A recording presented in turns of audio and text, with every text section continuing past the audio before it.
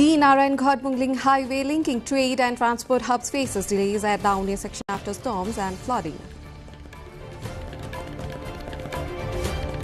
CIA files charges against former officials including former tourism secretary and Chinese contractors over $2.8 million USD misuse. Precious metals prices slide in Nepal. NEPSE index surges 1.89% amid market volatility. Iran warns of retaliation over Strait of Hormuz. US military claims Iranian missiles threat has been degraded.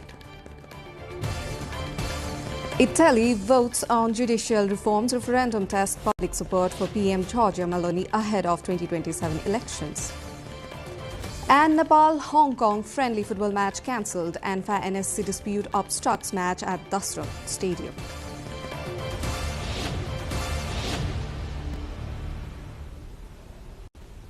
Good evening, I'm Suveksha Rajak and this is NTV World. Welcome to NTV World Primetime News. We are coming to you live from Kathmandu at 1900 hours Nepal time. Elsewhere, it's 13:15 in London, 22:15 in Tokyo and just after midnight in Sydney. Now the news in details. The Daune section of Nepal's Narayan-Ghad-Butwal road has been severely disrupted by recent windstorms and rainfall, creating risky travel conditions for commuters. The Narayan-Ghad-Mungling highway is a key artery of the country for trade and transport. Despite the road expansion project that began in 2018, crossing the 14-kilometer Daune stretch can take several hours due to persistent traffic congestion and frequent blockages. Light rain quickly turns the unpaved sections muddy and slippery, and the district traffic police reports that this section has been obstructed 37 times so far in the current fiscal year. The ongoing upgrade from 2 to 3 lanes is still incomplete, with around 800 meters of concrete paving pending in the eastern section. Travelers continue to face delays along this crucial 114-kilometer highway, which connects Gairakot to Butwal and remains a vital trade and transport route in Nepal.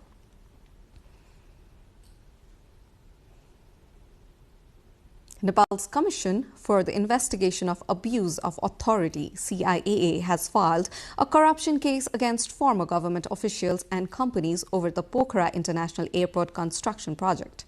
The special court case names former Secretary Kedar Bahadur Adhikari, former Director General of Civil Aviation Authority of Nepal, Sanjeev Gautam, and others, along with Chinese firm China CAMC Engineering and Consultant Group ERMC. A note, Slate JV authorities allege misuse of $2.8 million allocated for consultant appointments under a Chinese Exim Bank funded EPC model agreement.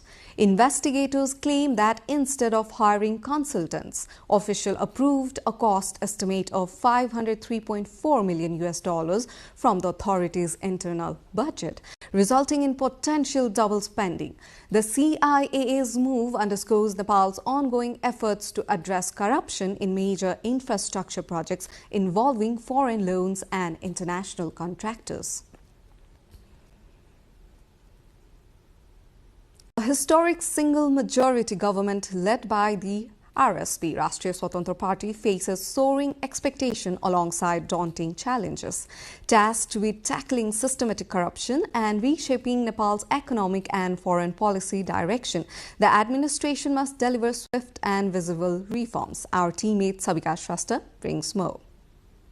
Days ahead from assuming power, the RSP's first single-majority government carries the weight of a movement defined by a new generation. Experts suggest the incoming administration faces a dual challenge: eradicating systemic corruption while navigating a complex overhaul of the nation's economic and foreign policy framework. Following the decisive March 5 parliamentary elections, the Rashtriya Swatantra Party RSP, now controlling 66% of the House, is under immense pressure to honor the Gen Z mandate. Experts argue that maintaining this stability may require bold constitutional amendments to institutionalize reform and root out corruption. Political analyst Arun Subedi emphasizes the administration's success hinges on two pillars: radical economic transformation and a sophisticated recalibration of Nepal's diplomatic and foreign policy frameworks to drive national development.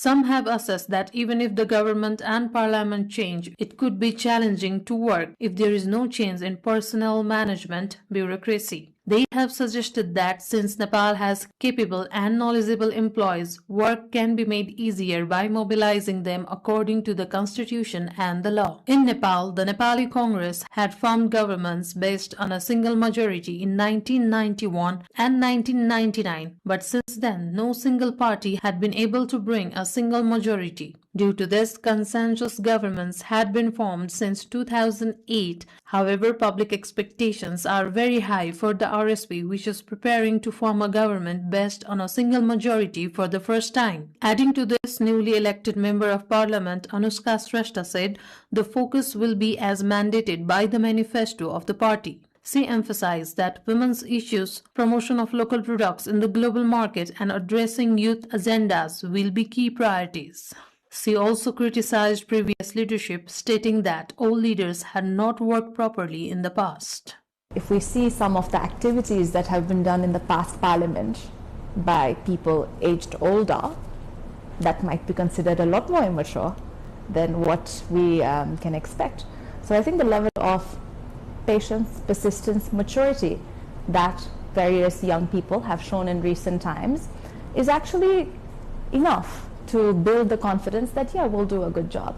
What I feel fresh people such as myself will bring to the table is a very pragmatic approach. The basics has to be women's rights. I often say just because we've talked about it a lot does not mean we've fixed it, and recent incidents are very, very much evident that the laws out there to protect women is not enough, so that will definitely be a priority. And while I might be one person out there, I'm very mindful to represent all the 59 communities, including all the 5 categories. To address these expectations, it is said that RSP is preparing to make its work more effective by amending the constitution based on necessity. Sabika Shrestha with camera person Rasila Shrestha reporting for NTV World.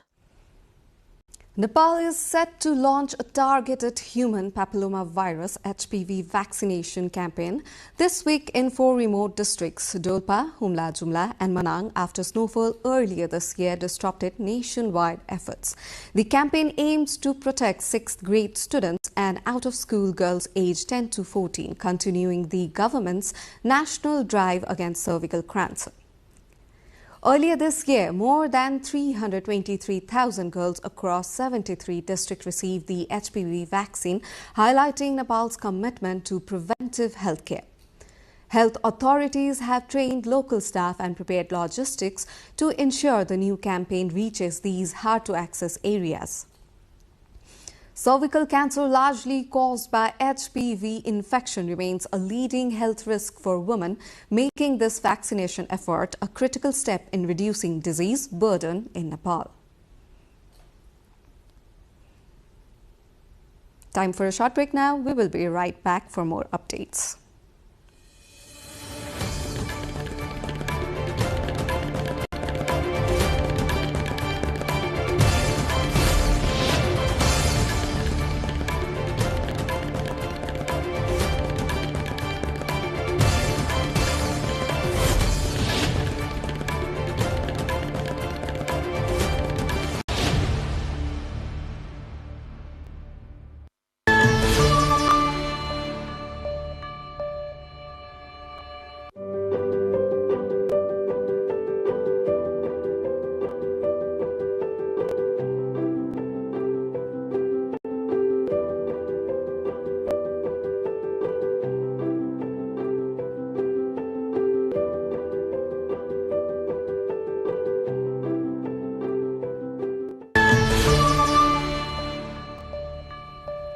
Welcome back. You're watching NTV World Primetime News. Now, Nepal's foreign trade deficit has surged to approximately 1.1 trillion rupees in the first 8 months of the fiscal year 2025 and 26, driven by rising imports of petroleum, electronics and raw materials. Imports total 1.29 trillion rupees, while exports reached only 1.11 trillion rupees, marking an export growth of nearly 30%, but insufficient to offset a 12.5% rise in imports, according to the Department of Customs. India remains Nepal's largest trade partner, accounting for a deficit of 567 billion rupees, followed by China, Argentina, the UAE and Indonesia, while Nepal posts trade surpluses with smaller markets like Romania, Norway and Iceland. Key imports include diesel, petrol, LPG, smartphones and metals, whereas Nepal's top exports are soybean oil, cardamom carpets and other oils, reflecting its agro-based export strengths. Gold and silver prices have fallen in Nepal's domestic market on the first trading day of the week, reflecting global market trends. The Federation of Nepal Gold and Silver Dealers Association reported that gold dropped by 12,500 rupees per tola to 2,82,000 rupees, while silver fell by 355 rupees per tola to rupees 4,540 rupees. Last Friday, gold and silver were traded at rupees 294,500 rupees and 4,895 rupees per tola, respectively. Internationally, gold is priced at approximately 4,500 USD per ounce and silver at 68 USD per ounce, indicating global metals markets are influencing local rates. It had been noted that fluctuations in international demand and currency movements to continue to impact precious metal prices in Nepal. Nepal's stock market opened the week on a positive note, with the NEPSE index rising 54.51 points or 1.89% to 2,931.55. Trading volume reached 61.4 million shares across 364 companies, totaling approximately 23.59 billion rupees in transactions. Most sectors saw gains, though the business group sub-index slipped slightly by 0.11%. 6 companies hit circuit limits during the session, reflecting heightened volatility in selection stock. Among the biggest losers, the NIC Asia Balance Fund fell 5.71%, highlighting ongoing fluctuations in Nepal's equity market. Now, in the other news, Nepal is observing World Water Day 2026 today under the global theme Water and Gender and slogan Where Water Flows, Equality Grows, highlighting the link between water access and gender equality. President Ramchandra Paudel urged government agencies, civil society and the public to cooperate in preserving water resources, promoting sustainable use and ensuring equitable access at all levels of drinking water management. Vice President Ram Sahib Prasad Yadav emphasized that declining groundwater in the Tarai Madhes and drying springs in hilly regions make water conservation a national priority. Officials highlighted the importance of traditional methods such as ponds and lakes to replenish groundwater and stressed that water conservation is both an environmental and social justice issue. Since 1993, the UN-designated day on March 22nd has aimed to raise global awareness on water's critical role, and Nepal's celebration this year focused on its impact on women and girls. In the Himalayan village of Lapchi, with 26 households in Dolkha, locals have started using iron spikes on doors, stairways and main entrances to keep bears from entering their homes. Residents say that when homes were unoccupied, bears often sneak in and cause damage, prompting the adoption of this traditional protective method. Due to the harsh winter, residents cannot stay in the villages year-round and instead move to Lumnang, another settlement in the same ward. During this time, bears frequently enter houses in Lapchi, damaging grains and other stored food. To prevent this, local place homemade iron spike barriers known as flick at the entrances of their homes. Residents report that bears are less aggressive when windows are securely closed and these iron spike barriers are in place. Most of the homes rebuilt after the 2015 earthquake are low in height, making it easier for bears to enter. From mid-November to mid-April, the village is almost entirely empty, with residents returning only when necessary to tend to their stored crops. With the arrival of spring, the hills and mountains of Nepal is covered with national flower rhododendron blossoms. Rhododendrons along the forest edge of eastern Okhaldhunga have transformed the landscape into a stunning display of floral beauty. Todke and Siddhicharan municipalities, located at the altitude of about 2,200 meters above sea level, are now adorned with rhododendrons in full bloom. The Siddhicharan Highway, a popular tourist route, is particularly striking as brilliant red blossoms line both sides of the road, captivating travelers and adding an extra charm to the journey. Hills that appeared barren during winter are now vibrant and colorful, enhancing the scenic beauty of surrounding villages and attracting visitors from nearby districts eager to witness the spectacular rhododendron blooms. International news up next. For now, a short break.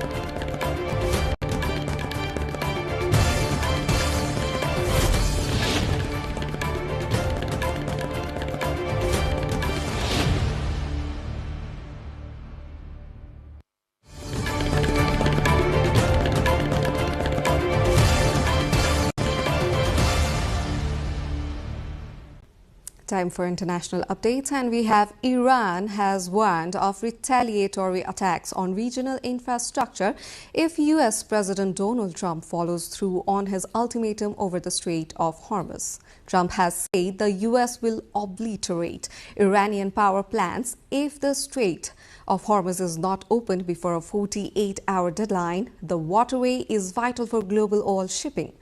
Since the US and Israel launched the war against Iran on February 28th, Iran has effectively closed the strait in retaliation.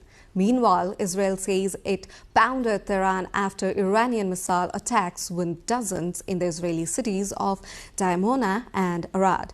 More than 160 people have been injured after strikes on southern Israel, according to Israeli emergency services say. In the meantime, Saudi Arabia has declared several Iranian embassy staff, including its military attaché, as persona non grata, ordering them to leave the country within 24 hours as Tehran's attacks on the Gulf continue. The US military, meanwhile, says that Iran's ability to threaten the Strait of Hormuz has been degraded by the bombing this week of an underground facility where it stored cruise missiles and other weaponry. Admiral Brad Cooper, commander of US Central Command CENTCOM, said it had dropped multiple 5,000-pound bombs on a hardened underground facility located along Iran's coast that it used to store anti-ship cruise missiles, mobile missile launchers, and other equipment. We not only took out the facility, but also destroyed intelligence support sites and missile radar relays that were used to monitor ship movements. Iran's ability to threaten freedom of navigation in and around the Strait of Hormuz is degraded as a result, and we will not stop pursuing these targets. More than 10 million people have had power cut to their homes and businesses across Cuba after the country's national electrical grid collapsed for the second time in a week. Cuba's grid operator UNE said it was gradually recovering electricity, prioritizing vital centers including hospitals and water systems. The Caribbean country has suffered 3 major blackouts this month as a US fuel blockade cuts off foreign oil imports required to keep power stations running.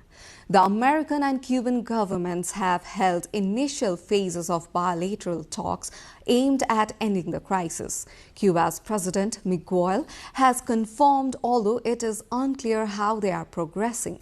U.S. President Donald Trump is reported to want the removal of Diaz-Canel as a regional ally of Venezuela as a condition of lifting the fuel embargo. Italy is voting in a two-day national referendum on sweeping judicial reforms proposed by Prime Minister Giorgia Meloni's government. It is a vote seen as a key test of public support for her administration. More than 46 million eligible voters have been called to cast ballots, with polling set to continue through Monday and results expected later in the day. The proposed reforms already approved by Parliament seek to restructure the judicial system by separating the career paths of judges and public prosecutors and establishing new governing bodies for both.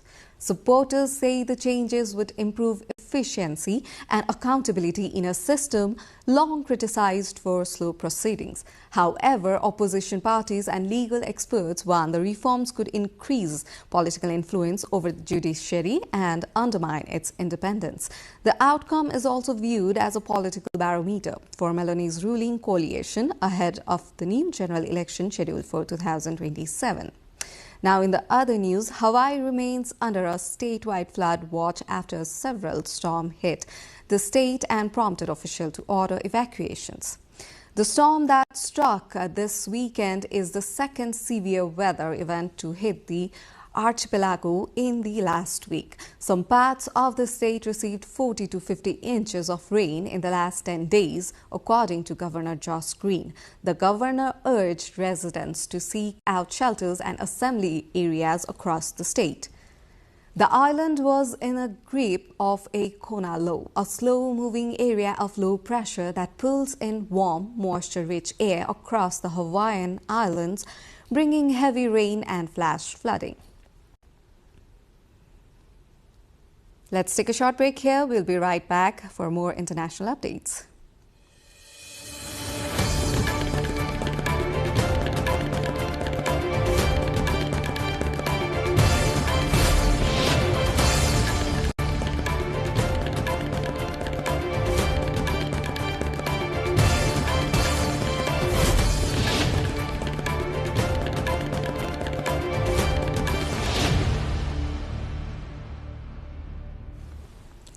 Welcome back. You're watching NTV World Primetime News.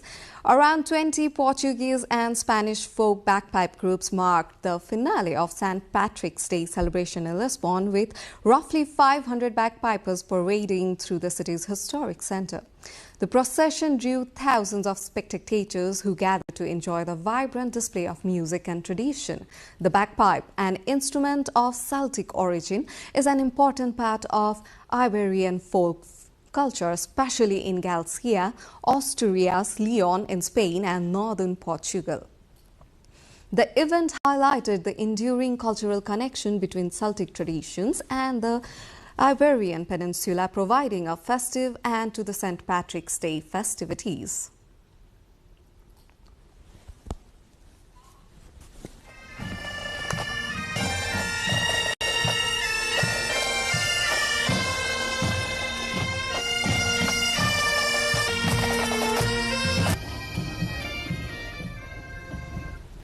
A street within the Imperial Palace in central Tokyo has been opened to the public ahead of the cherry blossom season. About 100 cherry trees, including the Somei Yoshino variety and weeping cherry trees, line Inoue Street, which stretches for about 600 meters. The Imperial Household Agency says the Somei Yoshino cherry variety was at 10 to 30% of its full bloom as of Friday, while the early blooming Edohian and Koshinohigan varieties were at 50 to 70%.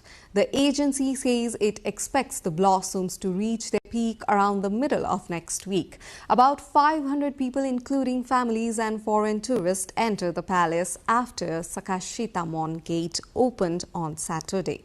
A woman in her 50s who came from Saitama Prefecture said they were there because the weather was good and it was a rare opportunity to enter a place they normally cannot. The street will be open to the public through March 29. The two-day Complex Con has opened at Hong Kong's Asia World Expo, attracting large number of residents and tourists to one of Asia's growing pop culture events. A major highlight this year is a giant Labubu installations, along with exclusive merchandise tied to the popular designer toy brand. Visitors reported significant spending, with one tourist from Shenzhen saying he had already spent about $5,000 primarily on themed products. The event has gained attraction across Asia, attracting a broader regional audience and expanding the festival's international reach.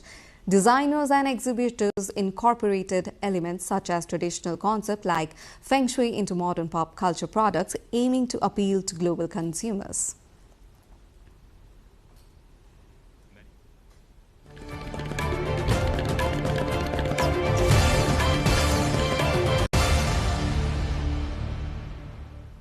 Now we are moving into sports. Nepal's international friendly football match against Hong Kong, China, scheduled for March 26, has been cancelled due to a dispute between All Nepal Football Association (ANFA) and the National Sports Council (NSC).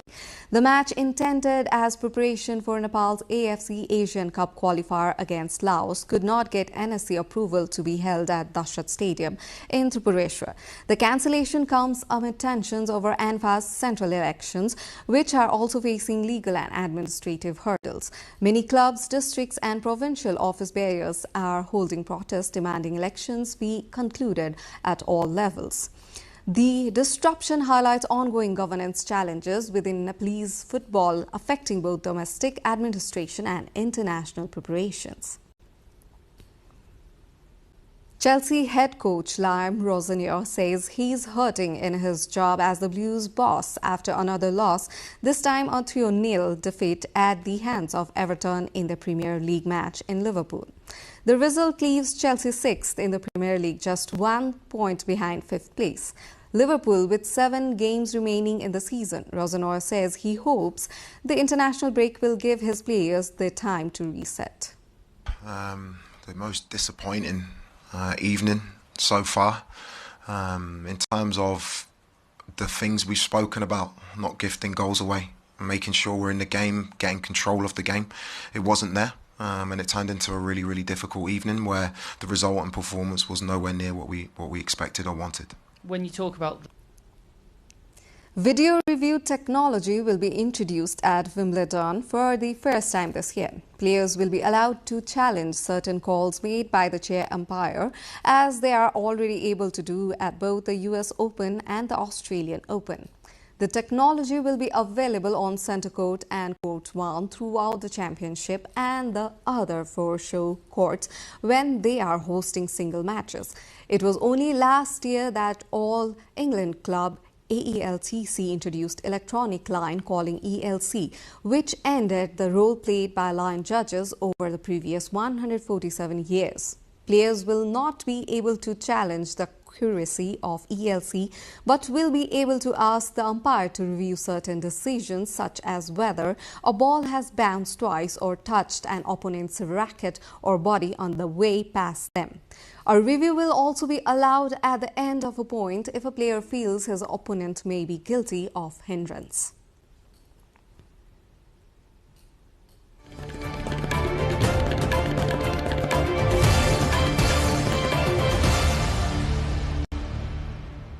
This brings us to the end of this news bulletin, but before we wrap up, a reminder of the headlines.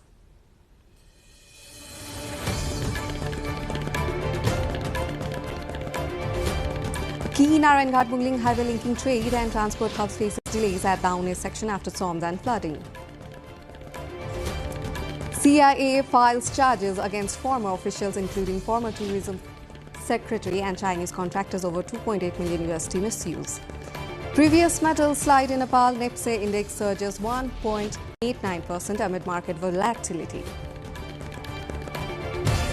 Iran warns of retaliation over Strait of Hormuz. US military claims Iranian missile threat has been degraded. Italy votes on judicial reforms. Referendum tests public support for PM Giorgia Meloni ahead of 2027 elections. And Nepal-Hong Kong friendly football match cancelled. ANFA NSC dispute obstructs match at Dashrath Stadium.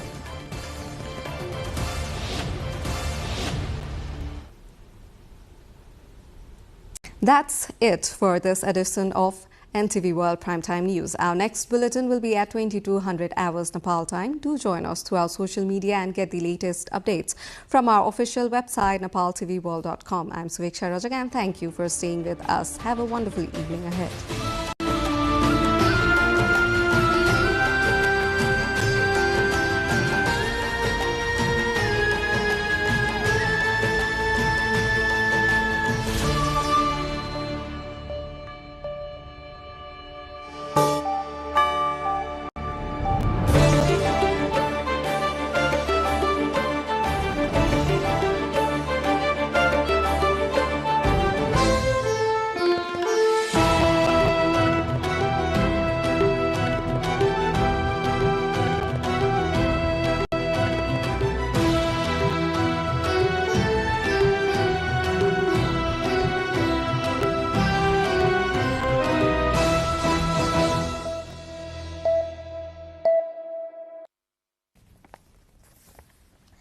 Welcome to the studios of NTV World in Kathmandu.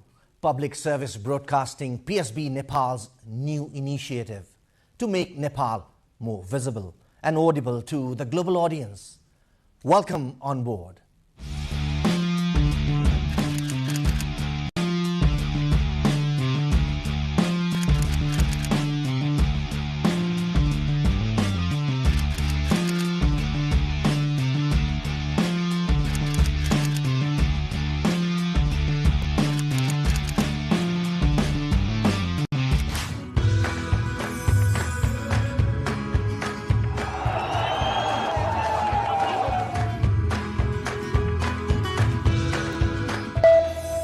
This is NTV World, facts that speak, insights that matter. Telling the stories of a changing planet. NTV World, Nepal's perspective to the world. Exploring the heartbeat of Nepali creativity. This is NTV World. The power of story shaped by technology. NTV World. Unearthing Nepal's hidden heritage. Discovering the timeless Nepal.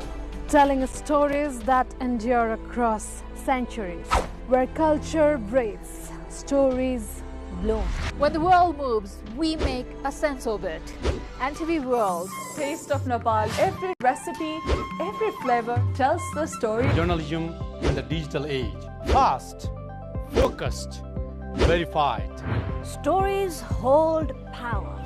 Stories reflecting life. Stories of the hinterlands. Reporting for NTV World. This is NTV World.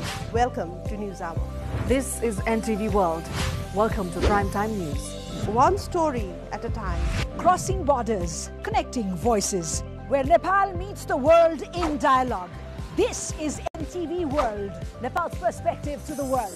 Voices that connect Nepal to the world, bringing perspective, region and relevance to every story. NTV World, Nepal's perspective to the world. Stand by. Mic is on. 3, 2, 1, cue. We are NTV World.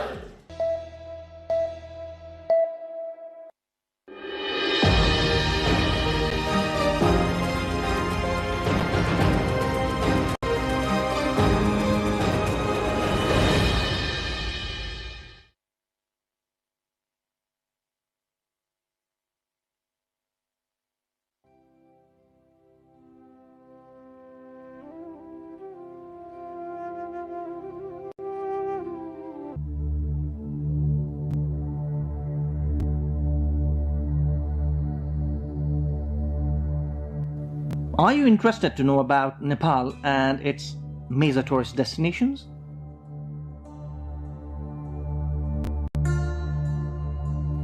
Do you want to see some of the best destinations in Nepal?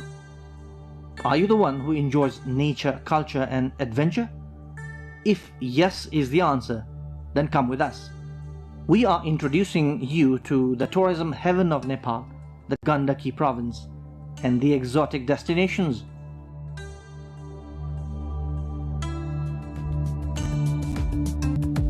Gandaki province, the tourism capital of Nepal. Gandaki province is very rich with natural diversity and tourism potential.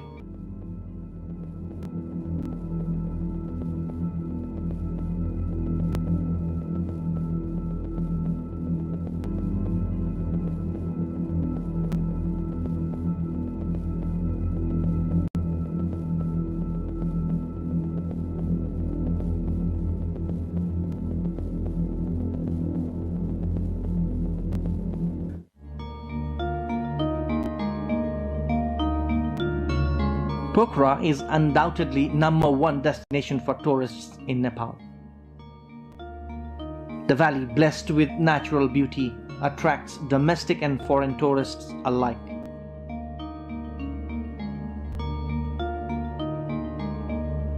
You must have already visited Pokhara. If you haven't or planning another trip, then these are some of the must-go places in Pokhara. The first attraction in Pokhara is the Feva Lake.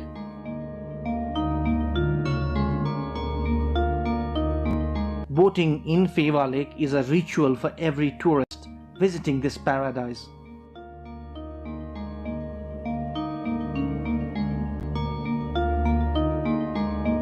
The Tal Barahi temple at the center of the lake adds to the beauty of the place.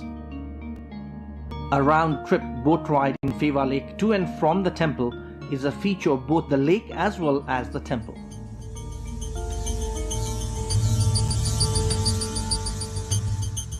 Separate boat ride, watching the reflection of Mount Machapuchri on the lake and fishing spice up the Feva experience.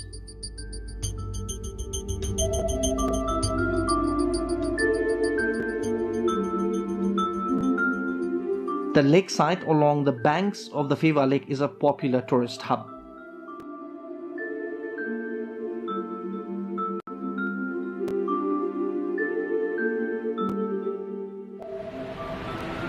Many tourists in Pokhara choose Devi's Fall as their second destination in Pokhara.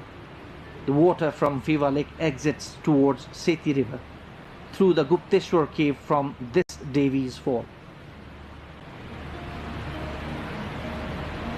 The mighty water stream rushing deep down into the gorge, covered by water vapor, is a magical sight.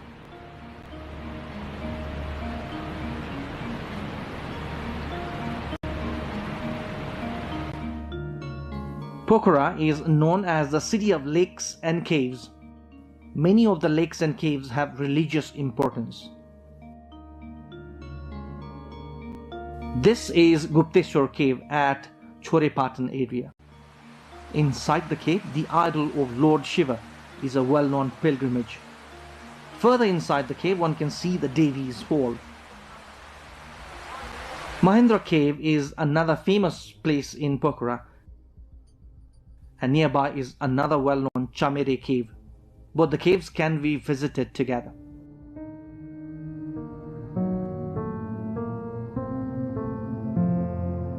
Two other well-known tourist destinations in Pokhara are Begnas and Rupa lakes.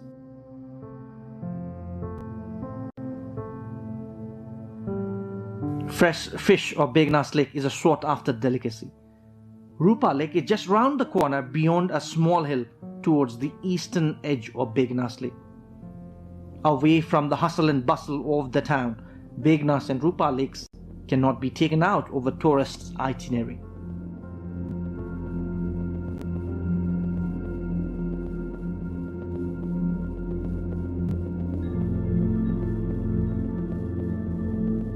This is the famous White Monastery on top of the hill above Feva Lake.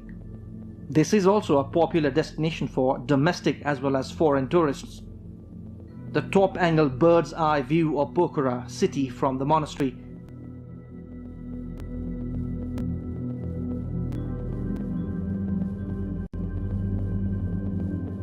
is a sight to behold. The placid Feva Lake, the tall mountain range, and the birds like paragliding pilots on the background of Sarankot Hill are mesmerizing.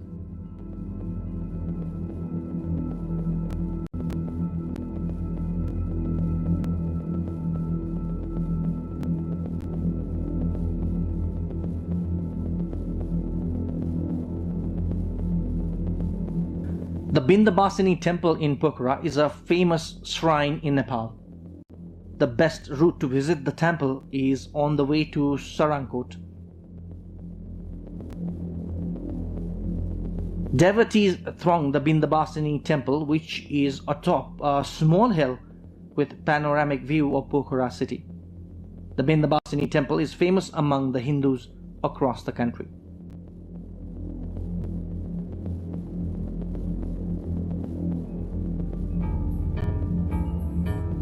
Sarankot is a hill station on top of a hill on the northwestern side of Pokhara.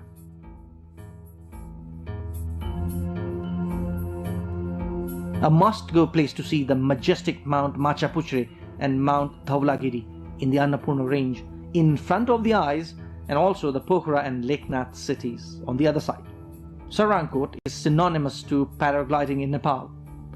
Taking off from the Sarankot hill, one can enjoy the panoramic mountain range in addition to the bird's eye view of Pokhara city. Ultralight and zip flyer offer a thrill to adventure seekers in Pokhara and are becoming major interests for tourists. Other places, including Swarak in Sangja, have the potential to be world's best place for paragliding. First time in Nepal, Paragliding Accuracy World Cup was held at this place, situated at Mahapur of Virkot municipality of the district. The place drew global attention after the event. Pokhara, famous tourism destination of the country. Majority of locals engaged in tourism industry. The city of lakes and caves, hub of aviation sports. Some major destinations: Lakeside, Feva Lake and Tal Barahi Temple, Begnas and Rupa Lakes, Mahendra Gufa.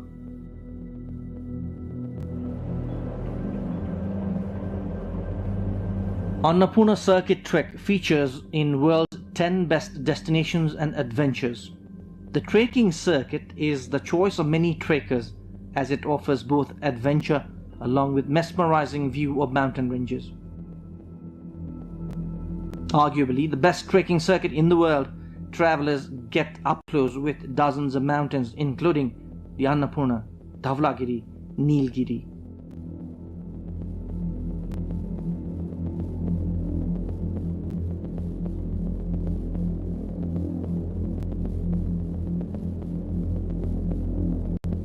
Annapurna circuit ideally is a 14-day trek. The circuit passes through Lamjung, Manang, Mustang and Myagdi district, including Thorangla Pass as the highest point.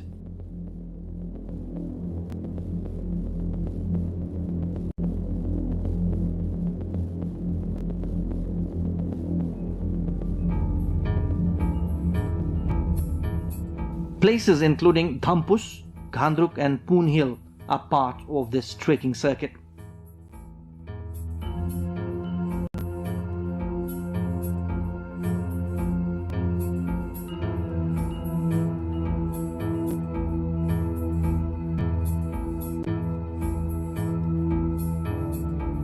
The revered Muktinath shrine is also part of the circuit. Only foreigners were seen in this circuit few years back, but now domestic tourists are also flocking the area. If you are looking for a lifetime trekking experience, then pack your bags for Annapurna trekking circuit. Mardi Base Camp Trek, also part of the Annapurna circuit, is another alternative route for trekkers who can't afford time. Trekkers can be up close with mountains including the Annapurna range, Dhaulagiri, Machapuchre and Manasalu in this circuit. This 7-day circuit is attracting many trekkers for obvious reasons.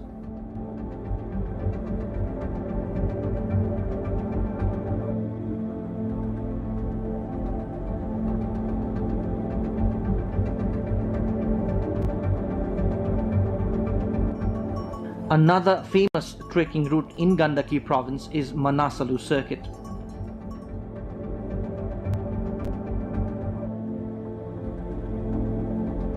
This circuit, not as popular as Annapurna, is seen as the alternative, as increasing road access in the Annapurna circuit is spoiling its charm.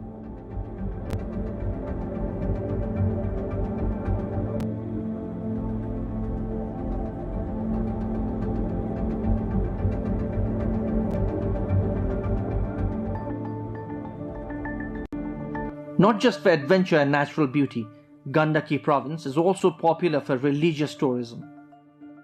Dozens of temples in this province draw devotees in numbers. Hundreds of thousands of religious tourists visit this province every year. These sites are important for domestic tourism.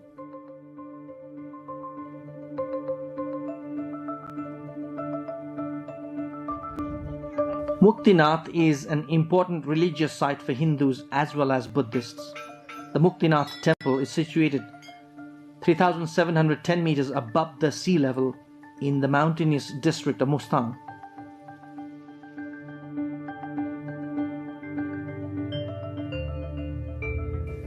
For Hindus, this area is Mukti Kshetra and Buddhists call it Chuming Gyatsa in Tibetan language. The religious site is famous for Saligram, revered as the manifestation of Lord Vishnu. As per Hindu belief, one who reaches this area will attain salvation.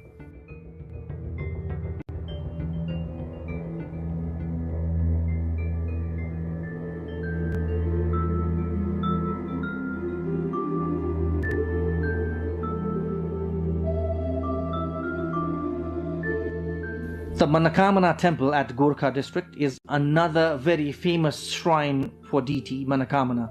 Literally means the deity who fulfills one's wishes.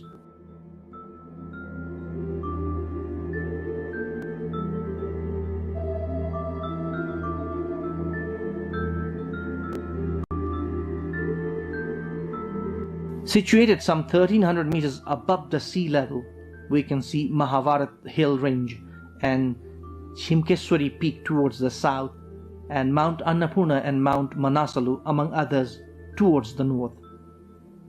Beautiful sunrise and sunset is visible from the temple premises.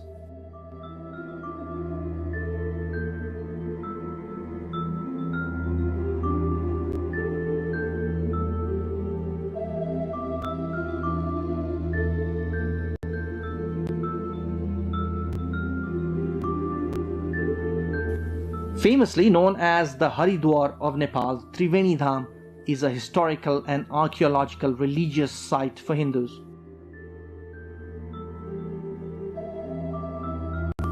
The confluence of Narayani, Tamasa and Sonbhadra rivers is called Triveni Dham. Two annual fairs draw thousands of devotees from home and abroad, mainly India, in this area. Hindus believe offering prayers and holy water from the river relieves one of sins.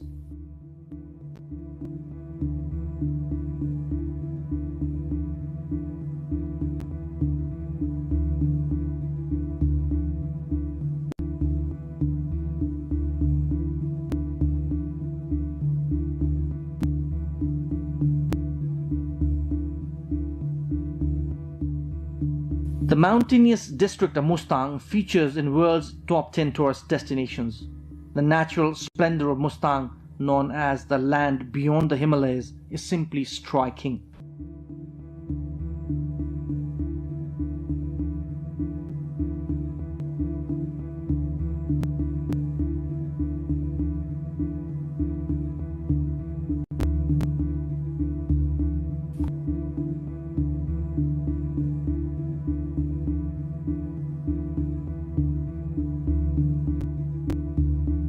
Domestic tourists, along with tourists from SAARC countries and others, arrive here every year.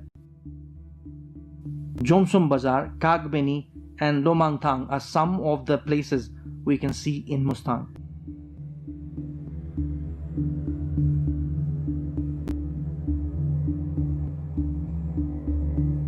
Manang is known for Tilichu, the lake at the highest altitude in the world.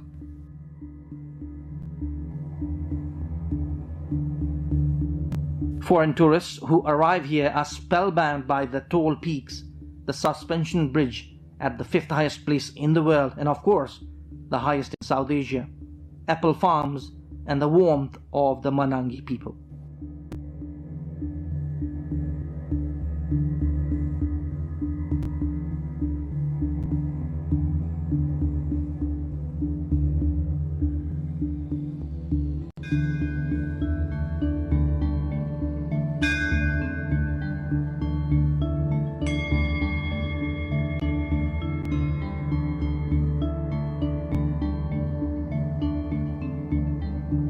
Dorpatan Hunting Reserve is the only hunting reserve in Nepal.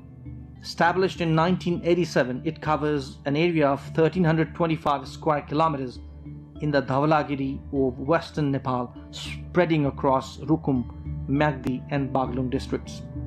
For those interested in gaming or hunting, this is the only destination. This area is the entry point of the Gorilla Trail, a day-long bus ride from Kathmandu to Burtibang or Baglung and a day's walk from there to Dorpatan.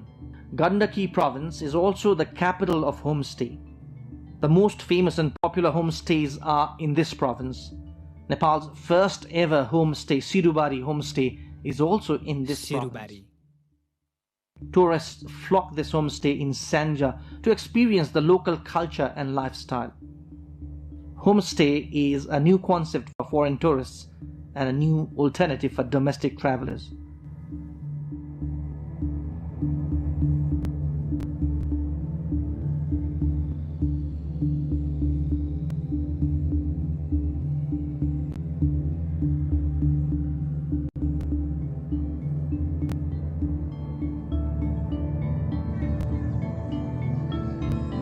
The Ghalegaon in Lamjung is also famous for its homestay. Ghalegaon is an ancient, almost 700 years old civilization and also called the model village of Sar.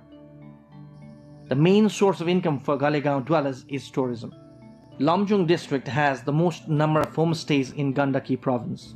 Kaulepani, Purankot and Bhujung homestays are some of the other well-known destinations in Lamjung. Homestays are popular because they not only provide accommodation and food at an affordable cost, but also give an opportunity to experience the rural life and culture.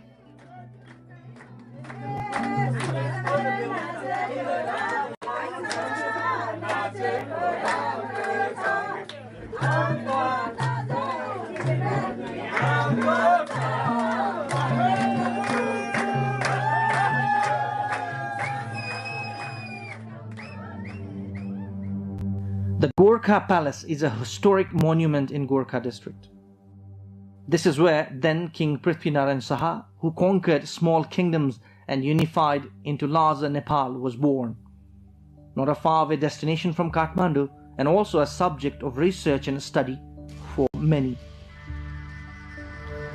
Some of the other attractions: Gorkha Palace Museum, Gorakhali Temple, Cave, Liglikot, Panoramic Mountain View, Barpak, the 2015 earthquake epicenter.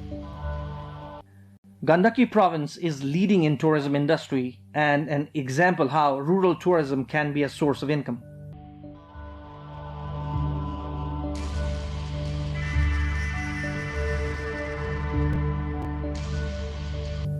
Bandipur is one such place where domestic as well as foreign tourists are seen round the calendar.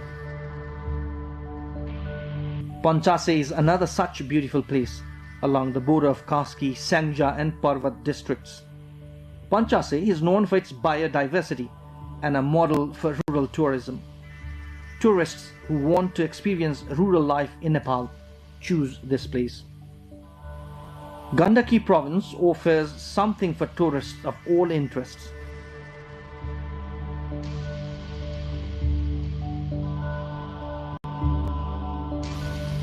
From a day to a month, you can spend your trip as per your interest in destinations of your choice.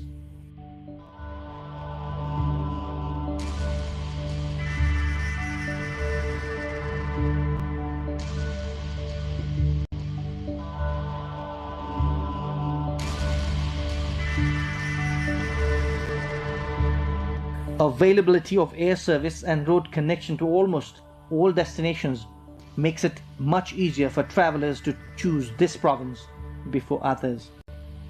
Adequate hotels and homestays, restaurants and eateries are ready to cater to travelers of varying need and interest.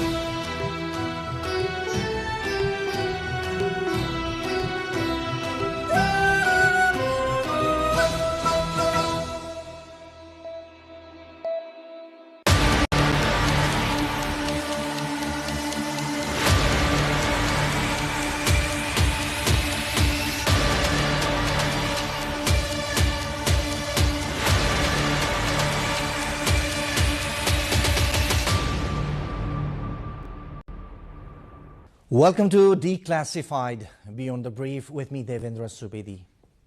Today we bring you the story from the alleys of Kathmandu to NASDAQ, which is the US stock exchange.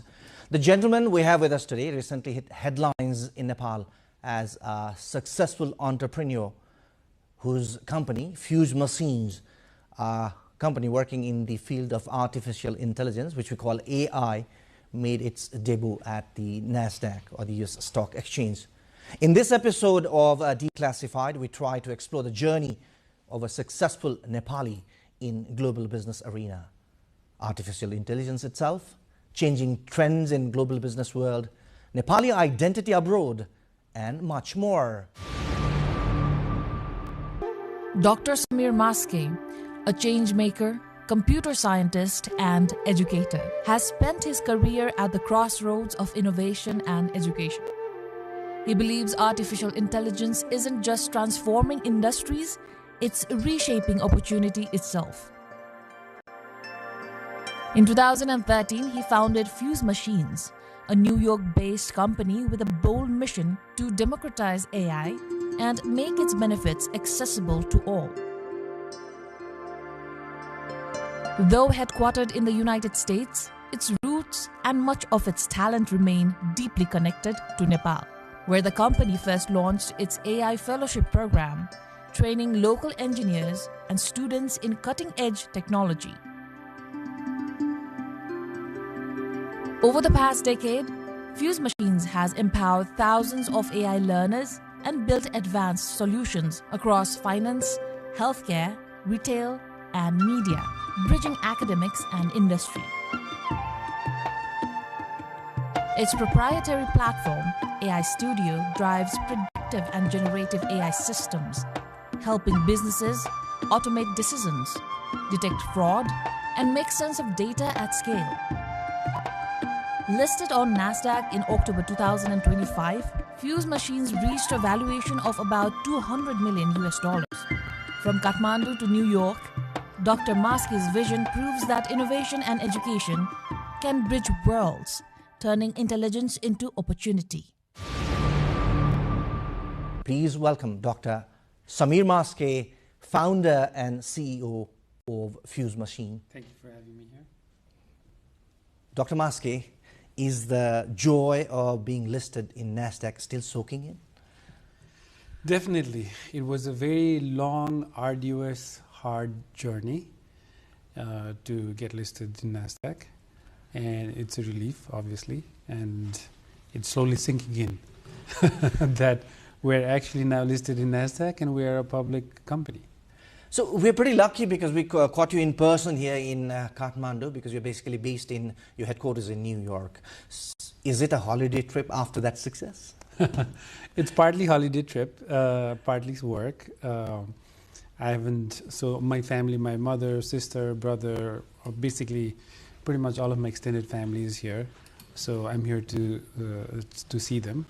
And then because how difficult the process was, the usual trips I used to make months of times a year, I had not been able to make it for almost last 12 months to see all the colleagues and employees here in Nepal office.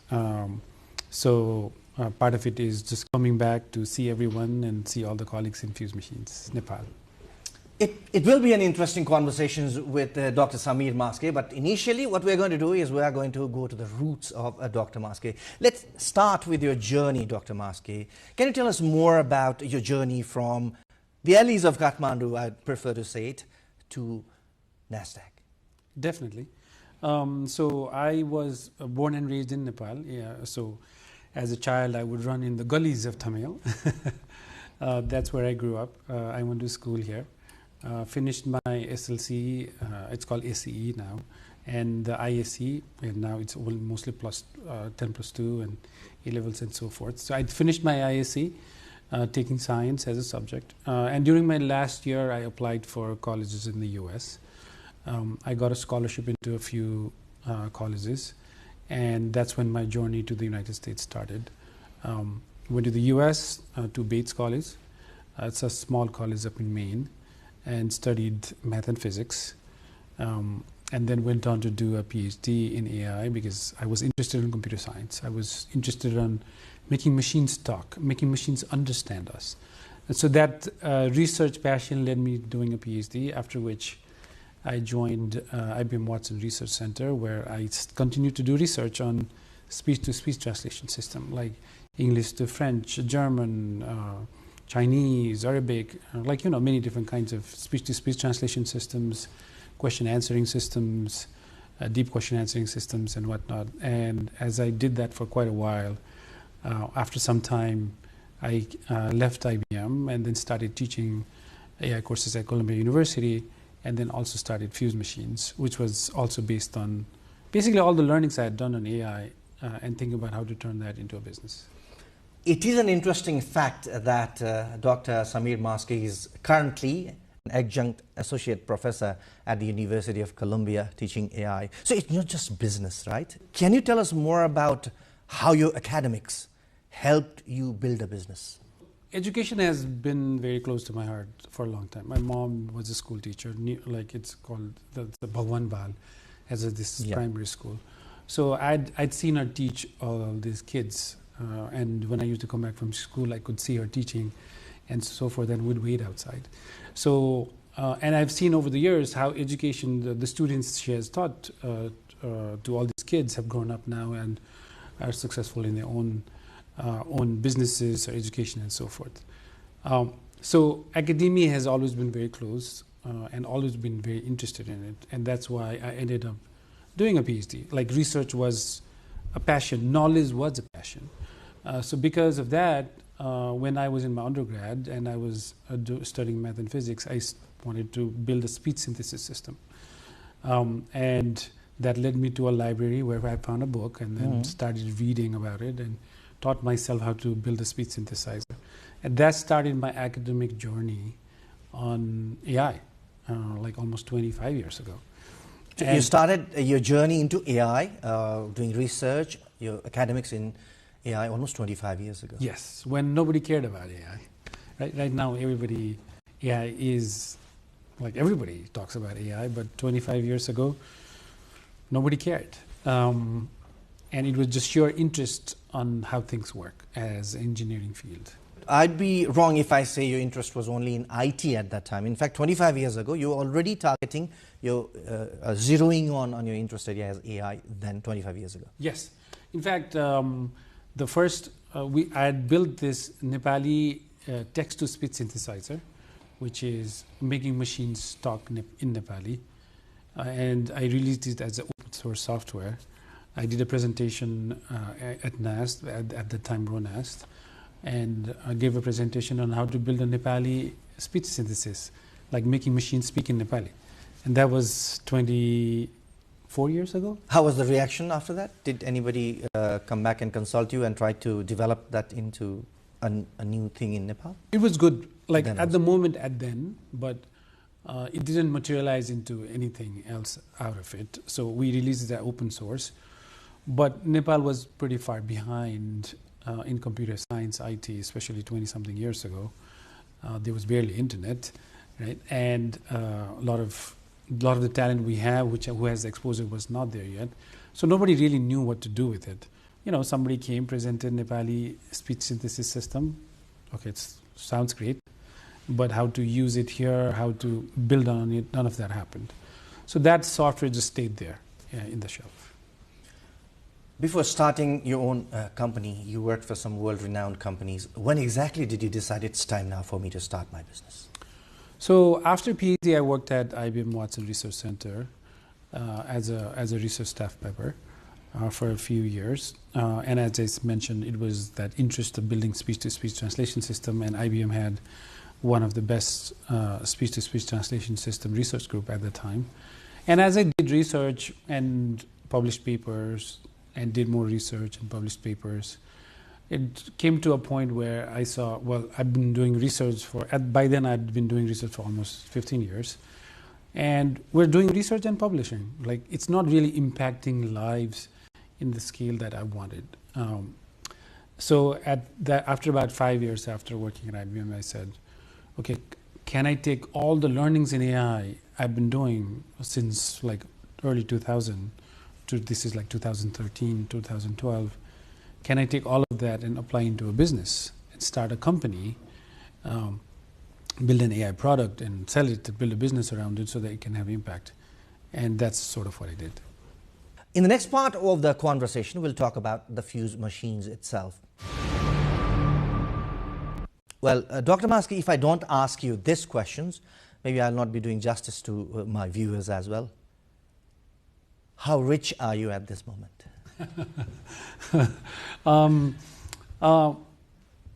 It all depends on how one perceives wealth, right?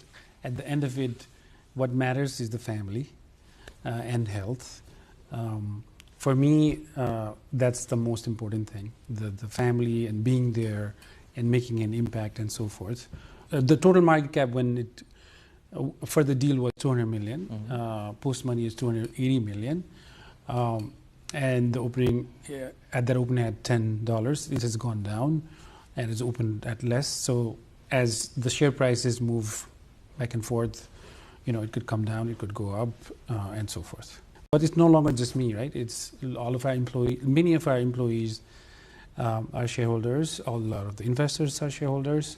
Is it possible for a Nepal-based company to be enlisted globally, like in NASDAQ or in other global share market or stock exchanges? Is it possible? It has to be US-based. I think from legality perspective, at least Nepal laws do not allow a fully Nepali company to be listed in NASDAQ because of some of the old rules and laws around Nepali citizens' rights of owning foreign assets and foreign shares and so forth. If that changes, then definitely so. As of right now, it has to be, at least as of right now, if there are companies that are headquartered in the US and is based in the US, but have, you know, significant presence and have origins in Nepal, they can definitely list in NASDAQ. So you are the first company that was founded by a Nepali person of Nepali origin to be enlisted in NASDAQ. How big is it? I would say, you know, being the company that has, basically we have a lot of presence in here. We are Nepali roots, Nepali values, and so forth. And from that perspective, being one of the first company to have such level of roots and ties to Nepal and being listed in NASDAQ is extremely satisfying, obviously. And I hope it becomes an example for other companies to strive and be listed in NASDAQ or other New York, other stock exchanges. And I hope we are the first among many to do that. What's your next business plan? Like, you're spreading slowly into a global business. You're already in South America, in some of the countries in North America, Canada, US, also Nepal-based, you said. So what's your next plan to promote the business globally? Especially as a public company, growth is one of the most significant metric that everybody looks at us from, right? So from that perspective, one of the biggest focus would be growth. Both organic growth with with our own team doing more sales and so forth, and with inorganic growth as well, with potential acquisitions and M&A activities and so forth. As far as the scaling out from just the US and Nepal, we've already on multiple countries, and we will continue to expand based on the needs of the clients, based on where we see the most value being generated and where the growth from sales happens.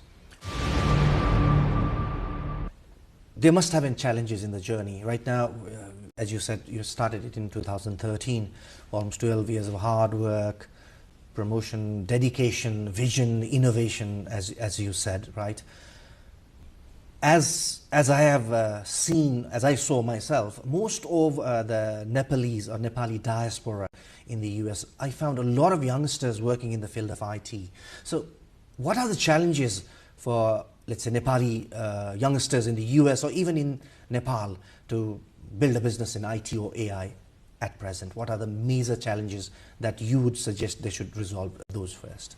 Particularly in Nepal? Nepal, as well as the Nepali diaspora in the US who want to emulate your steps. I would say Nepali diaspora has an easy. I mean, starting a company is not easy, obviously. But if you look at the challenges, the youth in Nepal, they are faced with more challenges on trying to start a business and scale it. I would say there are various reasons for it, and there are many kinds of challenges. And one of the biggest challenges I would say is on funding, because especially as a smaller company, as a smaller startup, funding, you do need funding to sustain the company as you try to figure out product market fit, service market fit, and you need to be able to sustain that while you might not be making a lot of revenue. Especially if you want to go for, solving very extremely hard problems, you might not have a revenue coming in soon. In those cases, places like the United States or other countries, there's more capital, there's more risk capital available, where the investors may take a chance saying, okay, let's see where this can lead to, where you are able to take the risk and really build a very strong suite of products without having a clear revenue model right in the day one. But obviously all businesses require revenue models, but you get longer time to do that. In Nepal, there is not a lot of financing mechanisms for an entrepreneur to stay afloat while they are taking this risk and building these extremely difficult products. So that's one of the biggest challenges I see. For an innovation like AI, IT, initially, to be an enterprise has to have an impact. In Nepal, where IT still is, I would not say a luxury right now, because we do have access almost across the country right now, though intermittent at times. So what challenge do you see in a country like ours, where you would see more and more IT-based company, AI-based companies emerging? So besides the capital, I think compute infrastructure is there's not, for example, even we struggle to find enough GPUs. And for AI, you need a lot of GPUs and compute power to build these models, train these models, inference, and do an inference and so forth. And if we want the tech infrastructure and the overall tech ecosystem in Nepal to really produce a lot of tech companies, IT companies that are building products for Nepal, in Nepal, for Nepalese, then the compute infrastructure needs to be figured out. And that has not been done so. So I think that's one of the challenges. There are other challenges, obviously, from intellectual property laws and so forth, right? Like in a lot of more developed countries, some of these laws are more fine-tuned, so nobody can just do whatever they want, and if they are infringing copyrights and so forth, some of those needs to be also tightened up, so that somebody who's taking that risk and building something has some capacity to say, this is what I built and this is my intellectual property. Going back to Fuse Machines, Dr. Maske, what makes a great company? Fuse Machines, let's say, where would you rank in the scale of a great company from 1 to 10, 10 being the highest? I do not know how to rank the company that I started. But what I can say is, for any company, one of the most crucial factor is the culture of the company, on how everybody comes together to do something very big. And in order to do that, one of the most important stuff is vision. Like, what is the overall vision of the company? So I think the vision brings about the clarity on where you want to go. And the culture is part of the main DNA of the company that makes a company exciting to work for, exciting to join, exciting to build things for. And those parameters makes a great company. So if I say it's great visionary leadership, backed up by a very creative and ethical workforce, that makes a great company. Would I be wrong? Yeah, I think that is a good way to sum it. So Fuse Machine is right in that track. Would you say that? So we have amazing set of leaders in the company who are unified in the vision of democratizing AI, and that thesis of what we believe in, of making sure especially talent is everywhere, but opportunities are not, and opportunities should be. And having that clarity on that vision and all the leadership seeing that and creating the culture needed for the company to fulfill that dream. I think that makes the fuse machines be able to execute things the way we want, that has allowed us to be at this stage. How is the work culture, as you said, like how multinational is the team right now in fuse machines? Oh, very much. So, there are many languages get spoken. We are across quite a few countries in Latin America as well. We have employees in India, consultants in India. We have largest presences in Nepal. Then we're in Canada. So there's a mix of different cultures and languages, which makes it very exciting to work as and to lead it as well. Yes. Well, very inspiring story of Dr. Samir Maske. That's what we are hearing right now, right here at the studios of NTV World. And in the next part of this conversation, we talk about Dr. Samir Maske as an international Nepali citizen, the flag bearer of Nepal in the global market. Dr. Maske, you have emerged as a Nepali flag bearer in the global business arena, but the emergence of your, let's say, emergence remained a pleasant surprise to many in Nepal. It was very quiet journey. We only came to know about your fuse machines, Dr. Samir Maske, very few. But how did you keep it so quietly, or how did you do it intentionally quietly? We've been building the business for almost 12, 13 years. And when you are truly trying to fulfill your vision, it's never about it's never about marketing and brand and stories and whatnot. It's about the overall ethos of what you're trying to do, which is impact lives, bring job opportunities, provide high quality education. So we've been doing that for a while because that's the core mission of fuse machines.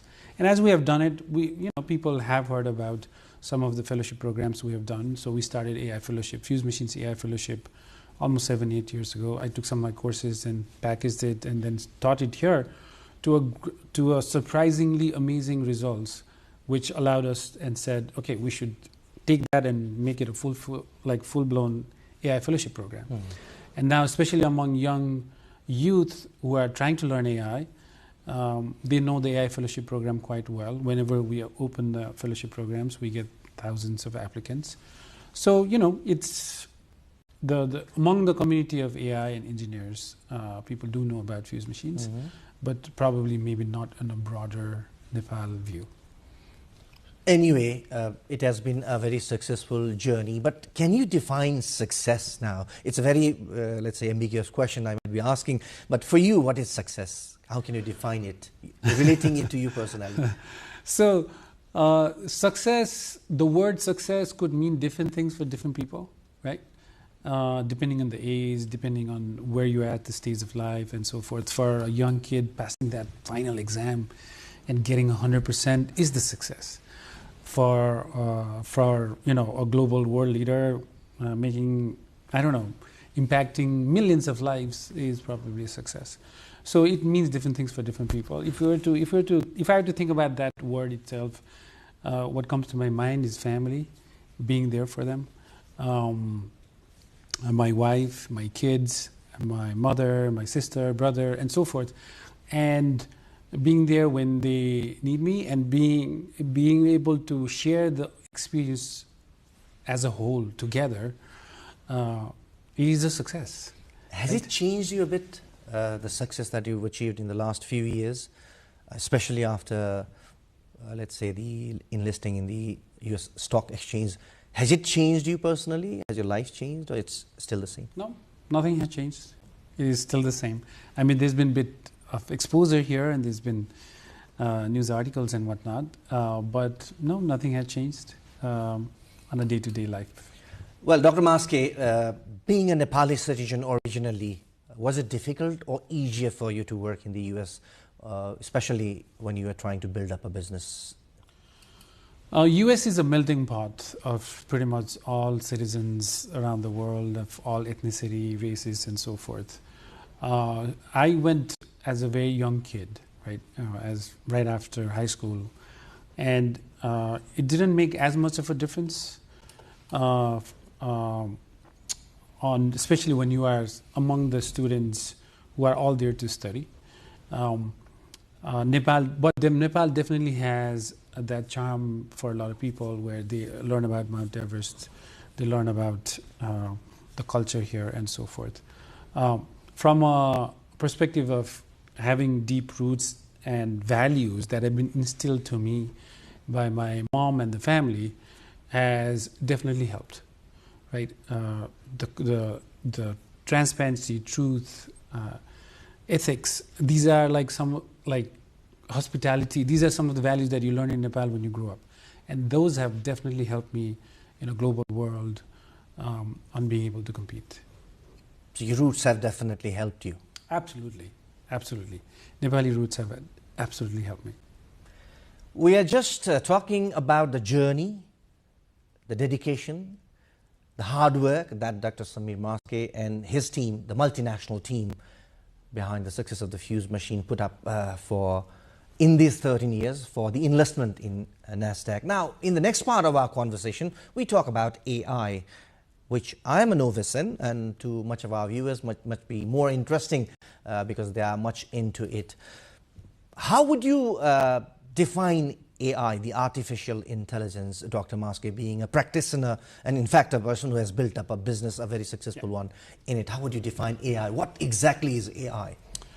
You can think of it as a machine that takes input, does a reasoning on it, and produces an output that is useful for humans. If I were to define it in the simplest form, that's what it would be. That reasoning system that sits in the middle, taking input and producing outputs that's useful for humans. Is it still an evolving technology, or it's at its peak? In the next 5 years, how would it evolve, if it's evolving? It is still very evolving. And the pace of evolution, or the change in AI and the tech behind AI, is unlike I've ever seen before, right? Like, I did research in question answering system. The natural language processing world has been my life from PhD to at IBM to teaching, all of that. But over the last 5 years, suddenly everything has changed in AI. A lot of things have changed. So the speed at which AI is changing is extremely rapid, and it will continue to do so. Definitely there is a little bit of overhype where people think, like when I talk to some enterprise C-suite, they think, they may have heard and read and whatnot, and they think everything under the sun can be solved with AI, which is not the case. But it can do a lot at the moment. Where do you see the technology in the next 5 years? So, especially I'm asking you this question because there's a few people like me who do not have much information about AI. We fear as if it is going to replace human intelligence, or even job loss, or let's say loss of privacy. These are some of the issues that we basically fear. So is that a valid fear in us? Some of it could be valid from a perspective of, maybe not in 5 years, but in 10 years, are all the cars going to drive itself, right? And I was just in San Francisco recently, and That's already a reality there. It's already a reality. I ordered a Waymo, which is similar to Uber, but it's a driverless car. A car just came near me, the door opened, I sat inside, and it just took me a route, stopped and opened and got out. There was no driver. So now that tech is evolving very fast, and more cities are producing that. Now that could generate genuine questions to all the people who are making their livelihood based on driving cars or driving, like providing this. Or the Uber service, let's say, to be specific in the US. Now, should they be worried a bit? They are worried, because I had a very interesting conversation with some of the people in LA itself who are in this service. So they were pretty much worried, especially the diaspora, Nepali diaspora, or the people who are relying to that. So that could be a possibility? That could definitely be a possibility. So there are jobs where it could potentially be fully automated.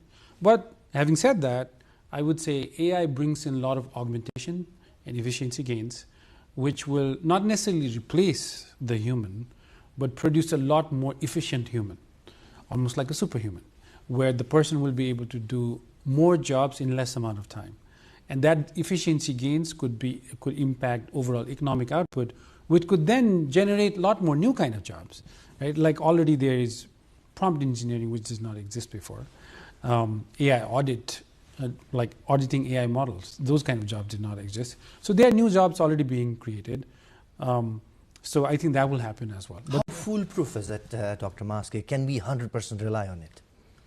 Foolproof as in, will it always be accurate? And I mean, depends on the problem that it is working on. Since you're talking about auditing, for example, so would it be 100% correct in that sense? At least probably, if you try to build an AI audit system at this point, it probably will not. And in many cases, it might never be 100%, because we as humans also make error. Or the people like you would like to leave some space for the humans there as well? No, the thing is, the AI is just learning from humans. And when it's learning from humans, if the training data has certain amount of ambiguity, then it will also not be able to separate out some of those ambiguities, in which case it will make those errors. So in many cases, you will see 95% accuracy or 96%. In some instances, it has gone to 99%. But if you look at enterprise AI being built right now, in many cases, it is actually 90% or less than 90%, right? So there's still a decent amount of progress that we need to do to make AI what I quote unquote foolproof, which is not the case for every instance right now. Well, enlighten me on this particular question, Dr. Maske. People like me who are still a novice, or people like many of our viewers who are pretty much, let's say, a novice in AI, will they be a misfit in near future in the society? Misfit as in? In terms of everything, because we are taking assistance for AI, as you said earlier, could be a misinterpretation or misuse of the technology itself, for each and everything, from students doing their homework to designing mega projects. We have heard AI can be used and is being used. So if you do not know how to get acquainted with it, or if you're not acquainted with it, will that person be a misfit soon in the society? Yeah, I would say as the AI evolves and it produces these tools that we can use for efficiency gains and so forth, the more and more people should learn how to use some of these tools, because if you don't use it, I don't know if misfit is the word, but you will be left behind, right? Because somebody else who has a similar job, a role, and academic credentials, if knows how to be 50% or 100% more efficient because he or she knows how to use the tools, then obviously that person has an advantage. Let's move on to one of the slogans of your company, Dr. Maske. Democratizing AI is one of the slogans of your company, Fuse Machines. Can you tell us more about it? Why AI needs democratization? And what does that slogan exactly mean? For us, it means providing AI education, high quality AI education in all the underserved countries and communities around the world and in the United States.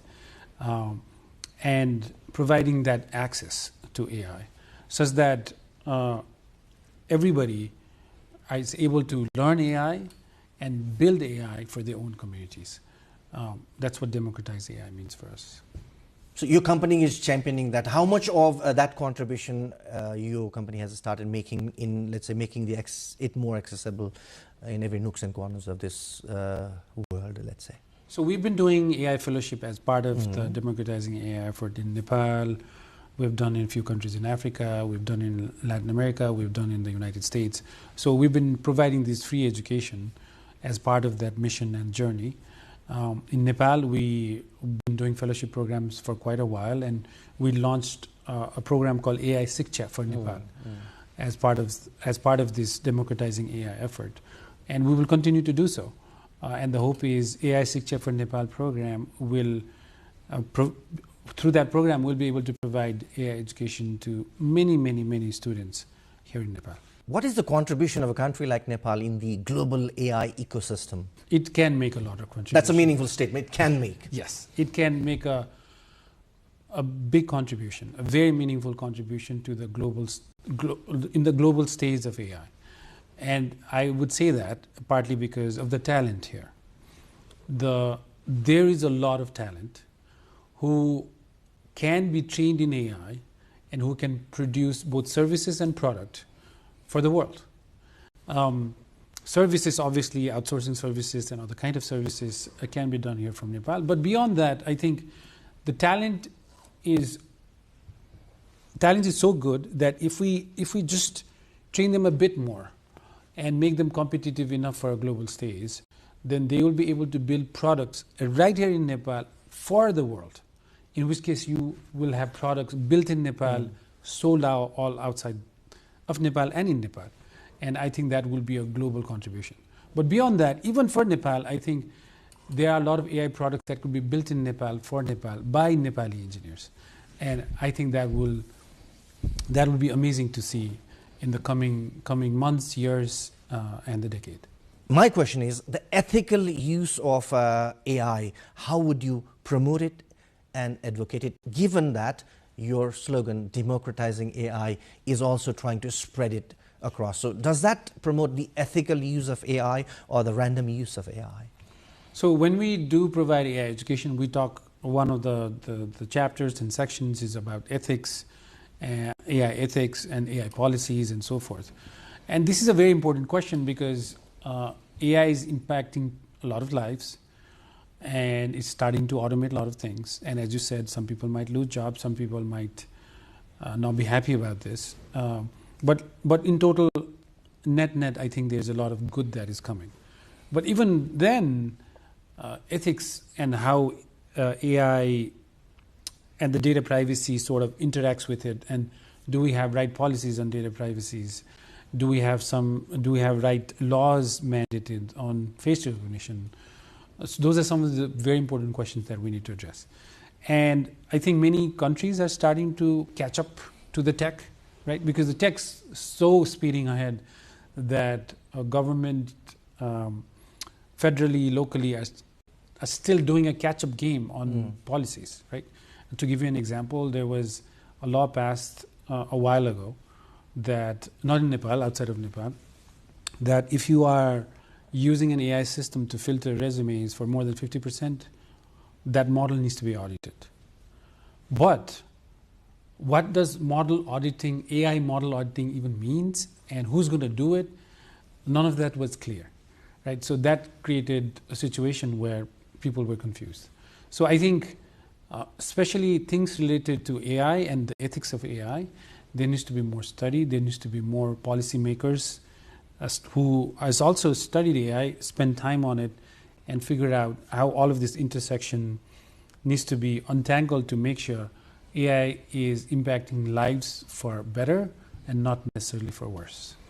We see a lot of misuse of AI, let's say defaming someone, infringing into privacy of someone. So could there be a system within the AI itself that could stop things like that? If not fully stop, at least identifying misinformation, fake videos, fake pictures, those are some of the new AI systems being built. We are all, because we have had some issues where, for example, the candidates, especially when we are hiring remote engineers, the person who interviewed versus person who applied and who started working were all different. And we didn't catch fast enough until they got onboarded. And then we realized, oh, the person who's attending the meeting doesn't look anywhere like the person who interviewed, right? And we are playing that catch-up.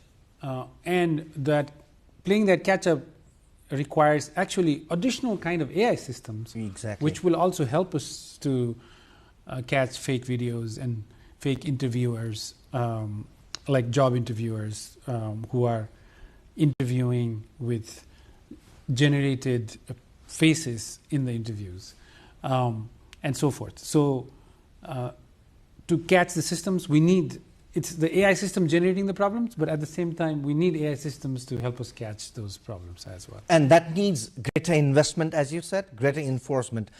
For example, kids as young as, let's say, 10, 12, were exposed to AI tools, are not aware about the ethical use of AI, because the system that they are exposed with would be the cheaper one, readily available one, free to use one, which are more onto attracting users and generating money out of that. So can there be a system within the AI to control things as such? Yeah, definitely. I think there is verification systems coming in place, and I think even the large language model systems like ChatGPT and others are coming up with a framework on how to give a safe access to kids of certain ages, below 13, below 9, below 18, and so forth. So those could be built in. Very interesting conversation. We're talking to Dr. Samir Maske, founder and CEO of Fuse Machines, adjunct associate professor at University of Columbia, teaches artificial intelligence, which could replace you and I tomorrow unless we get to learn about it, unless we learn more and more about it. We are trying to conclude this conversation now. Dr. Samir Maske, what message do you have to the aspiring Nepali entrepreneurs who want to build businesses around AI, IT, and go globally as you? What I would say is, for aspiring entrepreneurs here, you have the talent, you have skills that are equally competitive to any other aspiring entrepreneurs around the world. And if you aspire to build an AI company, you should absolutely go for it and build it and start a dream here, but I'm pretty sure many will be able to take it to the global stage. So you should just absolutely go for it. Final thought on the political changes that the country has seen, if any you want to make? There's been a lot of changes over time, and some of the frustrations have boiled up to a level where it brought about this change, and this puts us at a beginning stages of being able to bring a new kind of processes, new kind of developments, and a new energy in the youth that hopefully will energize the whole government, and hopefully with the new election coming in, we'll have a new government set up that will work for all Nepali citizens for the greater good of Nepal. Dr. Samir Maske. Dr. Maske, it was a great pleasure for NTV World Studios to have you on Declassified. Wish you more luck, and maybe you would be able to make your company more global next time we meet again. Thank you so much for your time and your thoughts. Thank you so much. Thank you. Well, we had a very inspiring conversation with Dr. Samir Maske, the founder and CEO of Fuse Machines. Hope this conversation inspires all the budding entrepreneurs who would like to follow his footsteps, if not being better than what he has achieved so far. Well, do keep us following on our social media platforms, our Facebook page, our X page, our TikTok handle, and also on our website, www.ntvworldnepal.com. Until next time, from this episode of Declassified, bye-bye.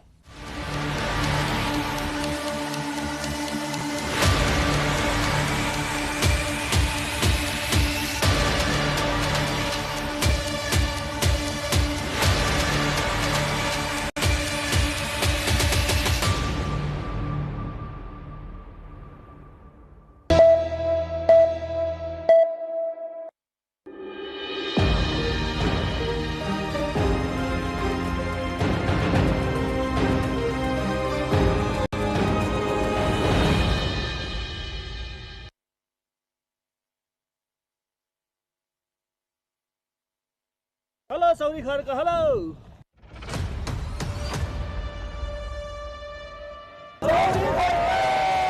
Wow!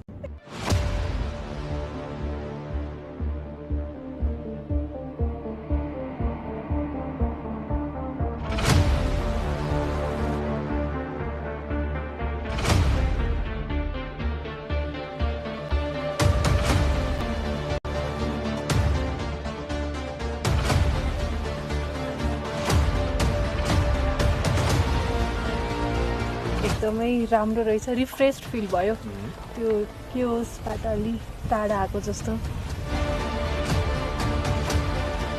यहाँसम्मको एउटा cable car भइदिए एकदम better हुन्थ्यो जस्तो लाग्छ मलाई माहौल अथवा यहाँको वातावरण यति रमणीय छ कि यसलाई शब्दमा वर्णन गर्न पनि साध्य छैन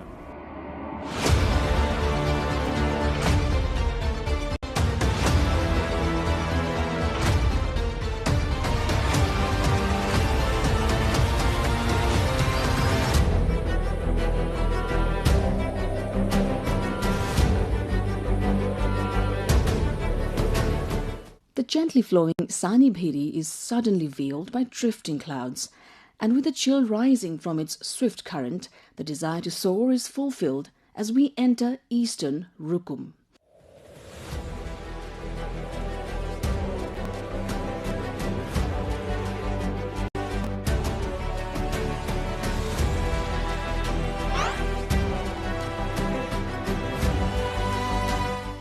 Stone and clay houses stacked upon one another, the white Himalayan peaks, vibrant flower gardens of Bukhi Patan, melodious rivers and lakes, and unique authentic arts and culture. All of these make Eastern Rukum a place that captivates every visitor.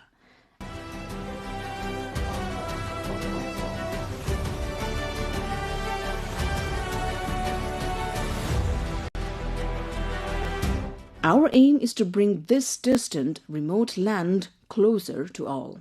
This time our destination is Chauri Kharga, located at an altitude of about 4,000 meters above sea level.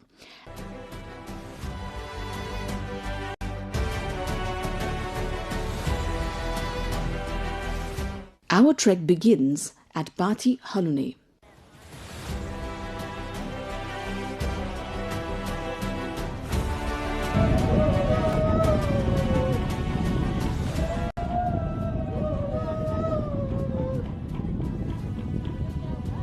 On the border of Eastern Rukum and Baglung along the Mid-Hill Highway. Though it is said that the hike to Chauri Kharga takes around 3 hours, we wonder how long it will take us.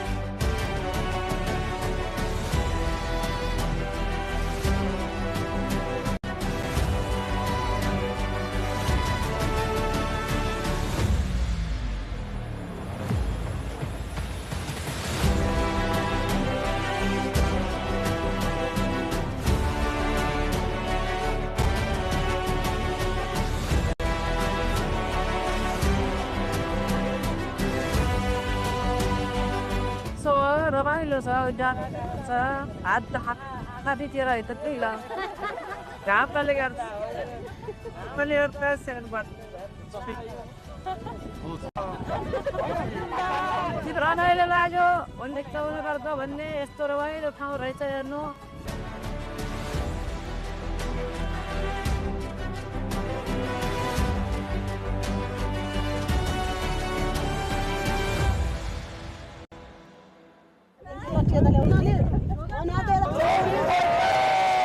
Wow! I'm very happy.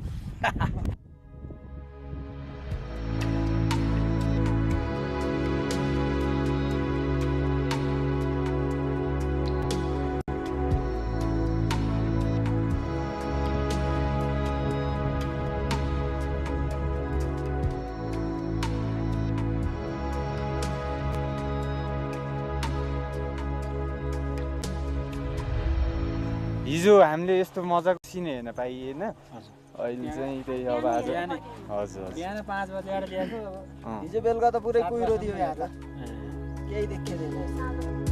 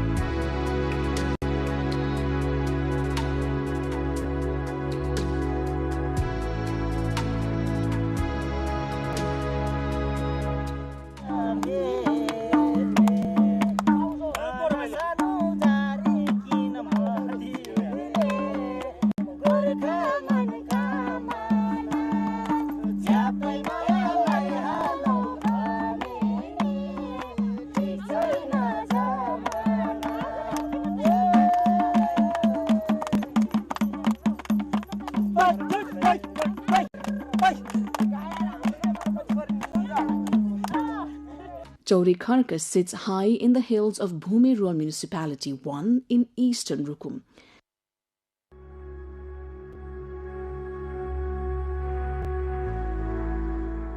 It is truly a rare gift of nature, beyond words to fully describe.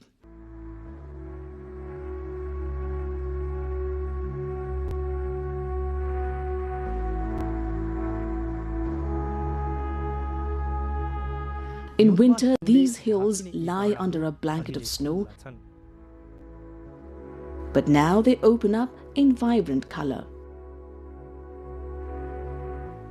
Green pastures, wide grazing lands, blossoming flowers, and herds of yaks, sheep, and horses make Chauri Kharka a destination of extraordinary delight.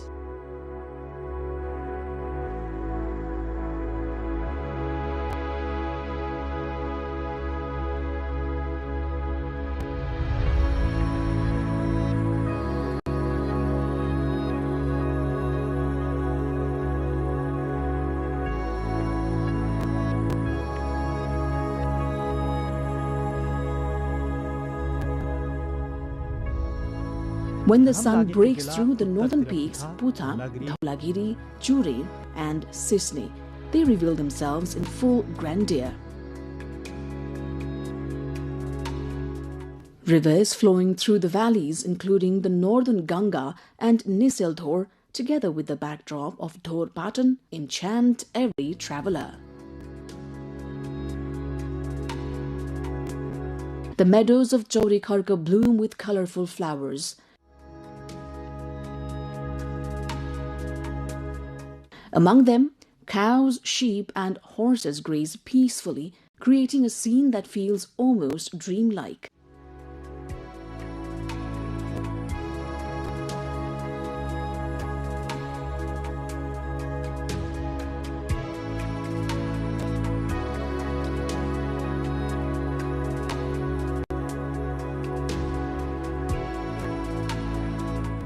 Travelers walk along narrow trails, disappearing and reappearing through the mist, immersed in the enchantment of the landscape. हाम्रो वरिपरिको यो डाँडाहरू view भनेको उसु भने wild फ्लावर्सले सबैले एकदम refresh त्यही नै भन्ने होला आउनु पनि वर्थ इटै छ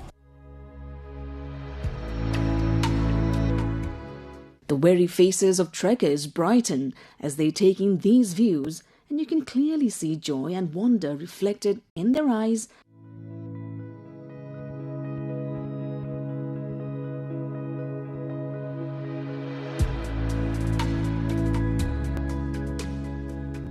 Fatigue melts away into the beauty of nature. Eastern Rukum is blessed with a wealth of natural treasures, mountains, rivers, lakes, caves, and valuable herbs.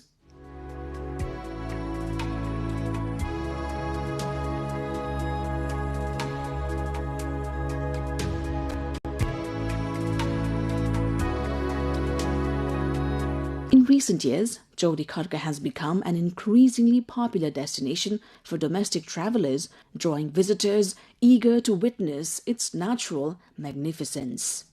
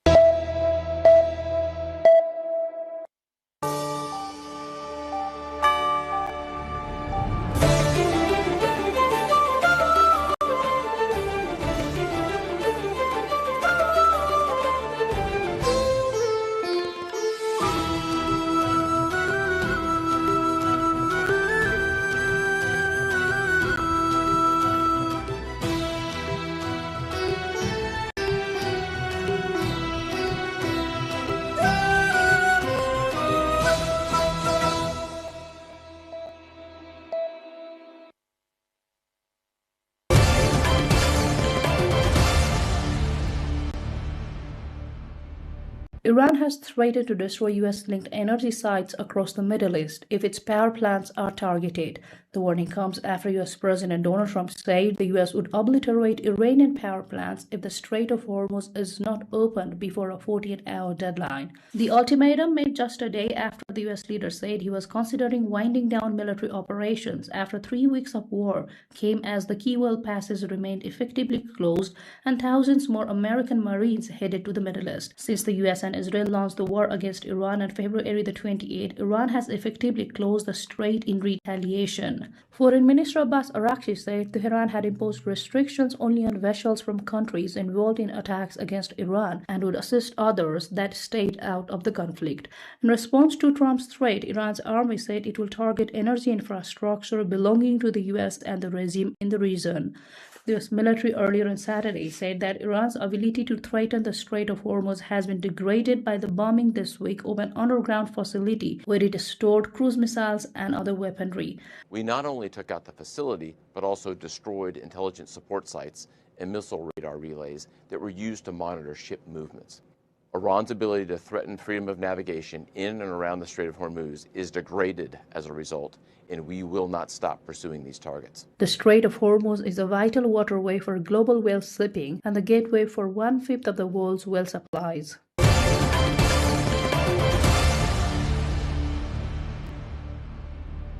More than 160 people have been injured, some seriously, in Iranian missile strikes on two southern Israeli towns close to a nuclear facility.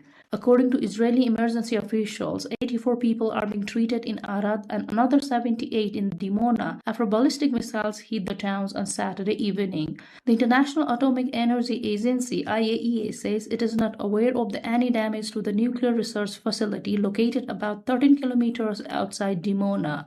Iranian state media earlier said the strikes were in response to attack on Iran's Natanz nuclear facility on Saturday.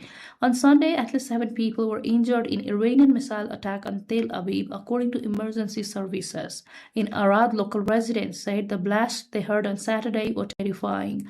The missile badly damaged several buildings, leaving a deep crater. The nearby town of Dimona also experienced a similar missile strike.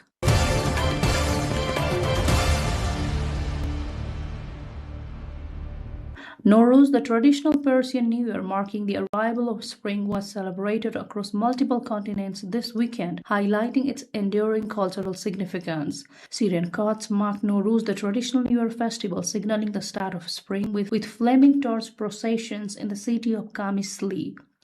The festival, celebrated by millions across the Middle East, Asia, and Eastern Europe, features cultural rituals, music, and dancing as communities welcome the new year. Authorities say the celebrations are largely peaceful, with residents emphasizing the festival's cultural and social significance for Kurdish and regional communities. Meanwhile, thousands of members of the Iranian diaspora gathered at Toronto of Canada to celebrate the Nowruz. The celebrations included traditional performances and family activities reflecting efforts by the diaspora communities to preserve cultural traditions abroad. The simultaneous observance of Nowruz in the Middle East and North America underscores the festival's global reach, serving both as a cultural breeze and a symbol of resilience for communities facing social, political, and geographic challenges.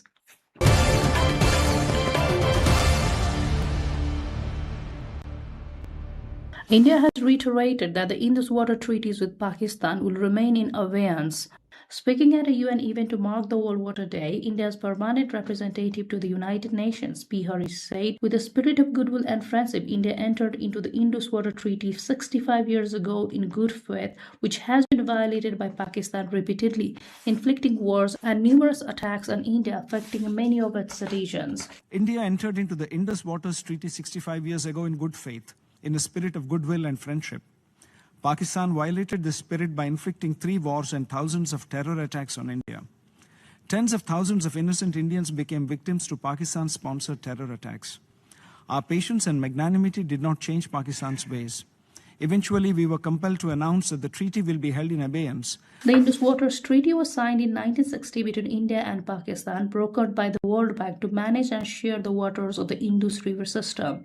Over the years, the treaty has withstood multiple wars and tensions between the two countries and is often cited as a rare example of cooperation despite conflict.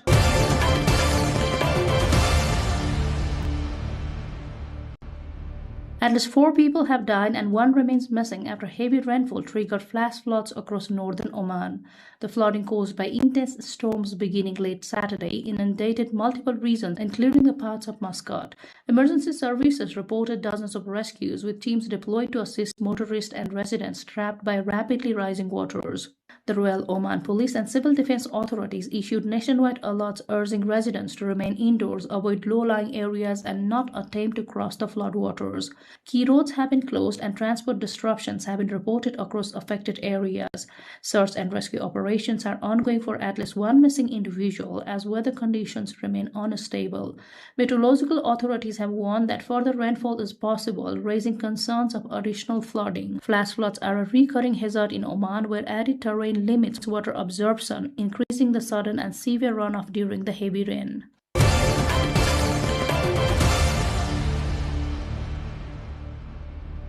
The National Library of France has opened a major exhibition of historic and mythical maps, giving centuries-old cartographic works a new lease of life. Behind the scenes, restorers are meticulously working on ancient maps and atlases, ensuring they are preserved and suitable for public display.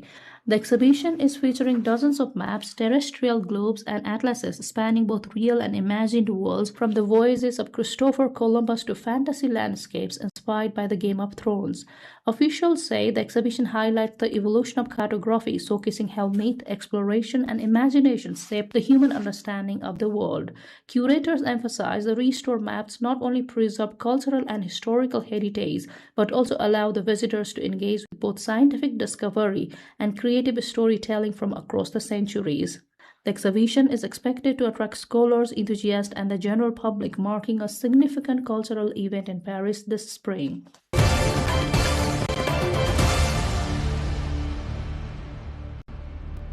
Conservation experts in Brazil's Pantanal region expressed cautious optimism ahead of the COP15 conference on migratory species scheduled from March 23 to 29.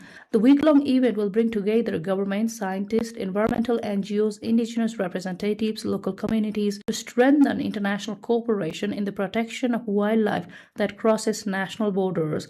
The Pantanal, the world's largest tropical wetland, is home to numerous migratory species, including birds, fish, and mammals that travel thousands of kilometers each year. Experts warn that these species face growing threats from habitat loss, deforestation, wildfires, climate change, and human encroachment, making coordinated conservation efforts essential. Brazilian officials emphasize that COP15 offers a platform for countries to share research, implement cross-border protection policies, and commit resources towards wildlife preservation. Indigenous communities whose traditional lands provide critical habitat for migratory species are expected to play a key role in discussions, highlighting the intersection of conservation and cultural preservation. The conference also aims to establish legally binding agreements for the protection of migratory species, improve monitoring systems, and foster global partnerships. Experts say success at COP15 could serve as a basis for future international conservation initiatives, demonstrating how collaboration across nations can mitigate threats and restore the ecosystems.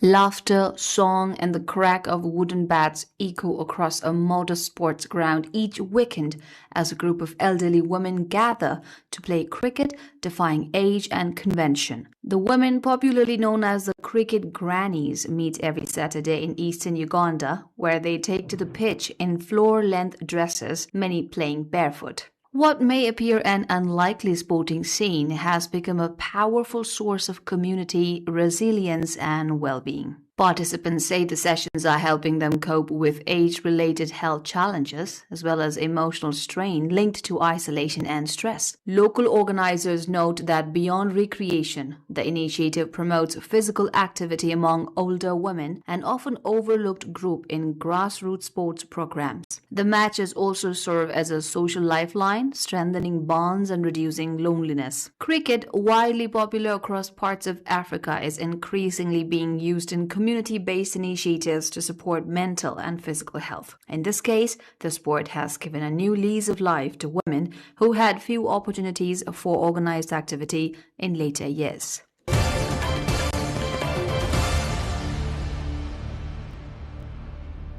A local dam in Turkey's Yozgat, utilized for agricultural purposes, becomes the scene of a vibrant gathering of migratory birds with the arrival of spring. Originally constructed for irrigation, the dam has in recent years evolved into a significant habitat and stopover site for numerous bird species, particularly flamingos. Located along a major migration route, the reservoir in Yozgat hosts hundreds of flamingos, along with cranes, wild geese, ducks, swans, and pelicans. The area has become one of Turkey's most notable wetlands for migratory birds, where nature transforms into a remarkable visual spectacle. During the spring months, flamingos settle at the reservoir, where they feed and rest before continuing their migration in colonies. Similarly, pelicans and cormorants are among the other species that sustain their presence in the area.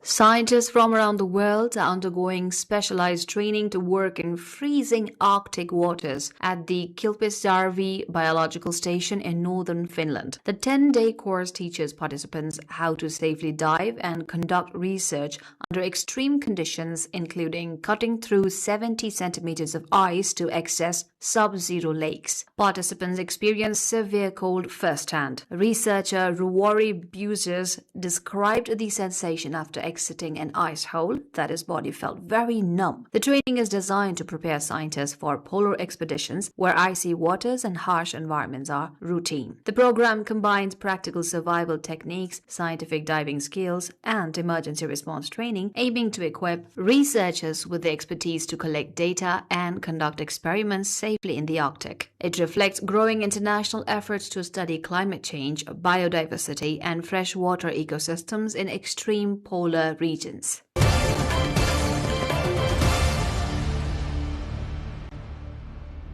South Korean pop group BTS officially returned to the music scene after a nearly 4-year hiatus due to mandatory military service, releasing their first full studio album since 2020.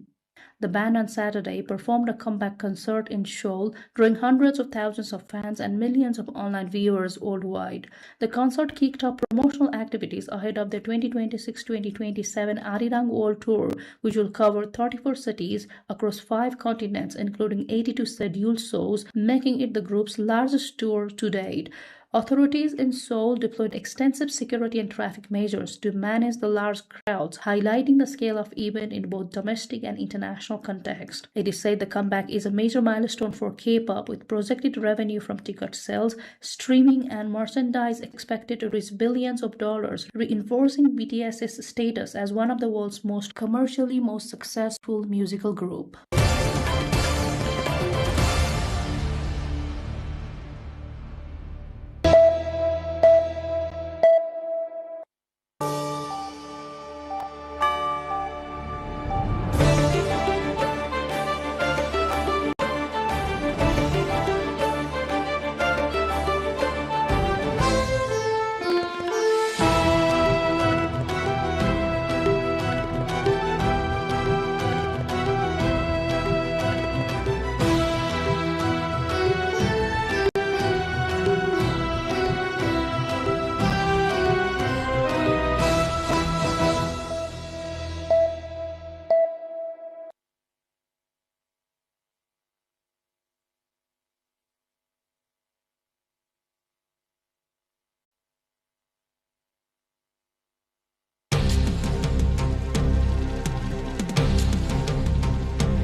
Culture and identity of a nation or community is deeply embedded in its craft and lifestyle.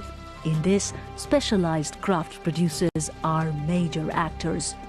Besides specialized skills and uniqueness, time adds value to such crafts.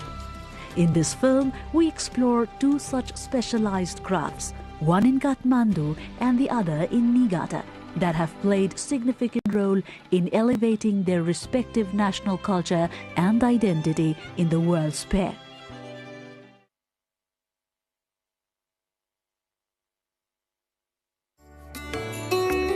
The capital of Nepal, Kathmandu, is a spectacular blend of natural beauty and culture. Habitat to about 2.5 million people, the city holds a rich cultural history that dates back to the ancient times. The 7 UNESCO World Heritage Sites it encompasses are evident to the fact. Swayambhunath, Bodhanath, Pashupatinath temple premises, Changunarayan temple area, as well as the 3 Darbar squares of Kathmandu, Patan and Bhaktapur enlisted in the UNESCO Cultural World Heritage Site are not only a glimpse of its civilization, but Nepalese treasured pride.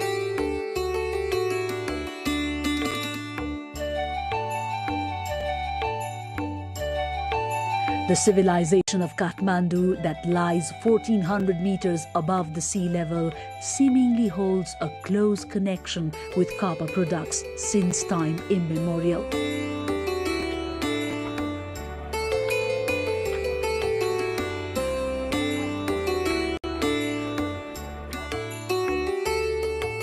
Historical text has it that Kathmandu in ancient time was referred to as Nepal. Sanskrit lexicographers have a synonym of tamra or copper as Nepali klum and Nepalam. Hence, the origin of the name Nepal is assumed to have been derived from the Sanskrit word copper. In Nepal, copper has been a basic raw material to a wide range of art and crafts, including in sculpture, architecture, dete, and housewares making. Thus, it has over time been an integral part of Nepali civilization and lifestyle. इस्वीको सुरुदेखि चाहिँ ताम्र को टुक्राहरूको व्यवहारबाट चाहिँ यसको चलनचल्ती भएको बुझिन्छ। त्यसपछि चाहिँ 6औं शताब्दीमा आएर चाहिँ यसबाट चाहिँ मुद्रा बनाउने चलन आयो। तिस्टुङको भटुवाल र पाल्चोक भन्ने दुई ठाउँमा अंशुवर्माले राखेको अभिलेखमा चाहिँ यो ताम्रभाण्ड तामाका भाँडाहरू चाहिँ सरकारको स्वीकृति बिना बाहिर लानु हुँदैन भन्ने उल्लेख आएको छ। ह्वेनसाङ चाहिँ भारतमा आएर भारतबाट चाहिँ नेपाल भएर चाहिँ चीन फर्केको बुझिन्छ। त्यो चाहिँ 643-44 ईस्वी सम्बततिर आएको बुझिन्छ। त्यो जुन कैलाशकूट भवन छ त्यो कैलाशकूट भवन बारे ह्वेनसाङले एकदमै राम्रो चाहिँ उल्लेख गरेको छ कि यो 7 तलाको थियो। यसको चाहिँ छाना चाहिँ तामाको थियो। यसको चाहिँ नेपालमा चाहिँ तामाको पैसा चाहिँ चल्तीमा छ। यहाँका मानिसहरूले भाँडाकुँडाहरू तामाको चलाउँछ। यी कुराहरू उल्लेख गरेको छ जुन चाहिँ चाइनाको टाङ वृत्तान्तमा अथवा इतिहासमा उल्लेख गरिएको छ। The earliest known Ripause image is Garudasana Vishnu, dated 607 CE from Changunarayan Temple in Bhaktapur. Some historical metal idols of the 6th and 7th century are remaining in private possession or in museum collections abroad. A significant consideration as evidence of copper metal craft are the idols dating back to the 11th century excavated in Makwanpur, which is a district adjoining Kathmandu. At the moment, these rare valuables are safely harbored at the Patan Darbar Square Museum.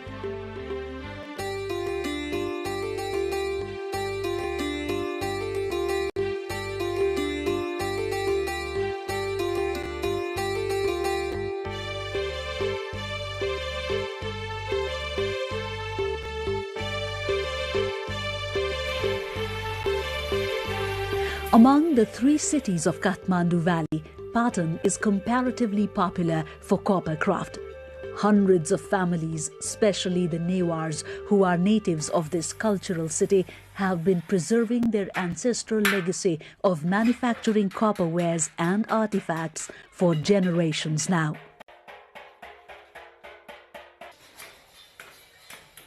In Nepal, copper artifacts are made mainly through 2 techniques, either by lost waxing or ripause, which is a technique of pounding metal sheets.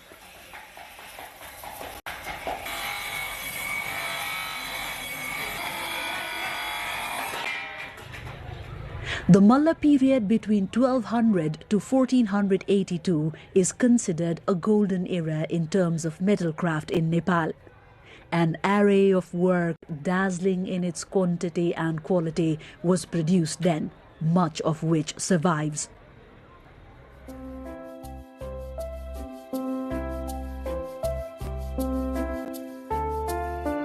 The popularity of Nepali artisans had reached far and wide. It was in this period that Araniko, the famous artisan, was taken to Tibet. In 1265, Emperor Kublai Khan of China, impressed with Araniko's work, invited him to the capital and got him to renovate the artifacts in the monastery there, dating back to the Song period.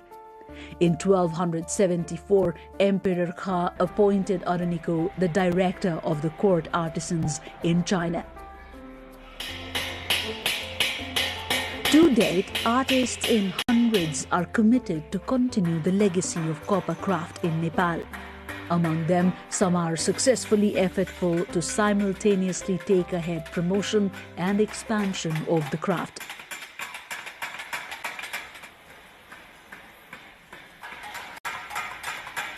Among such names is Rajkumar Shakya, renowned for his crafts and entrepreneurship. Shakya was born on 1966 in Patan in a family of metal craftsmen. हाम्रो पुर्खौली अब बाजे बराजुदेखि नै यही काममा लाग्नु भएको बुवाले काम गर्नु भएको जासलमा बसेर बुवासँगै बसेर खेल्दै सिक्दै काम गर्दै गर्दै परम्परागत तरिकाले नै सिकेको मैले सानो बेला सिक्दाखेरि त्यति बजार पनि थिएन यो कलाको अहिले आउँदाखेरि यो कलाको चाहिँ बजार पनि अन्तर्राष्ट्रिय जगतमा फैलिँदै गयो यसको चाहिँ उत्पादनमा पनि वृद्धि गर्नुपर्ने देखियो Shakya's works have made a niche both in the national and international market. Passion, focus, devotion and search for new ideas is what has elevated Shakya's profile as compared to other artists.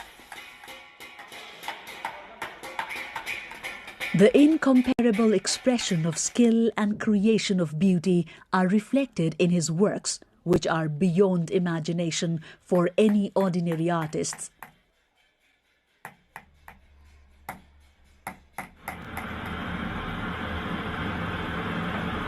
His widely acclaimed works of craft have been placed at various countries, with Japan, Vietnam, China, Thailand harboring his significant works.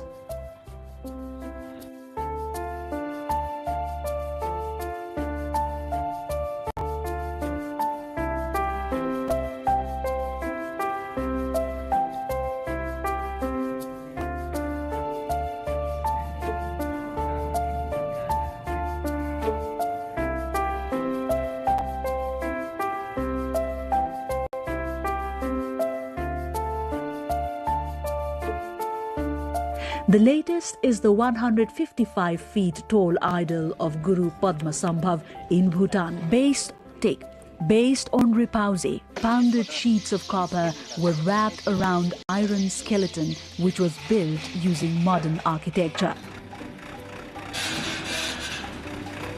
Supervised by Shakya, it took 4 years for 57 artisans to complete the idol. 2000 Expo ma German ma मैले सबभन्दा ठुलो स्वयम्भूको स्तूपा बनाउने अवसर पाएँ फेरि पछि चाहिँ 2010 मा चाइनामा पनि फेरि वर्ल्ड एक्सपोमा त्यहाँ पनि मैले चाहिँ ठुलो स्तूपा बनाउने र अरु कलाकृतिहरू बनाउने मौका पाएँ त्यसमा चाहिँ अझ मैले चाहिँ हाम्रो हनुमान ढोकाको श्वेत भैरवको मुखाकृति 12 फिटको श्वेत भैरवको मुखाकृति पनि बनाउने अवसर पाएँ त्यो पनि त्यहाँ अब चाइनामा चाहिँ एक्सपोमा प्रदर्शन गर्न पाएँ त्यसपछि अनि चाहिँ मैले भुटानमा पद्मसम्भवको मूर्ति बनाउने पनि अवसर पाएँ Cultural and anthropological experts have highly evaluated Shakya's efficiency and capabilities.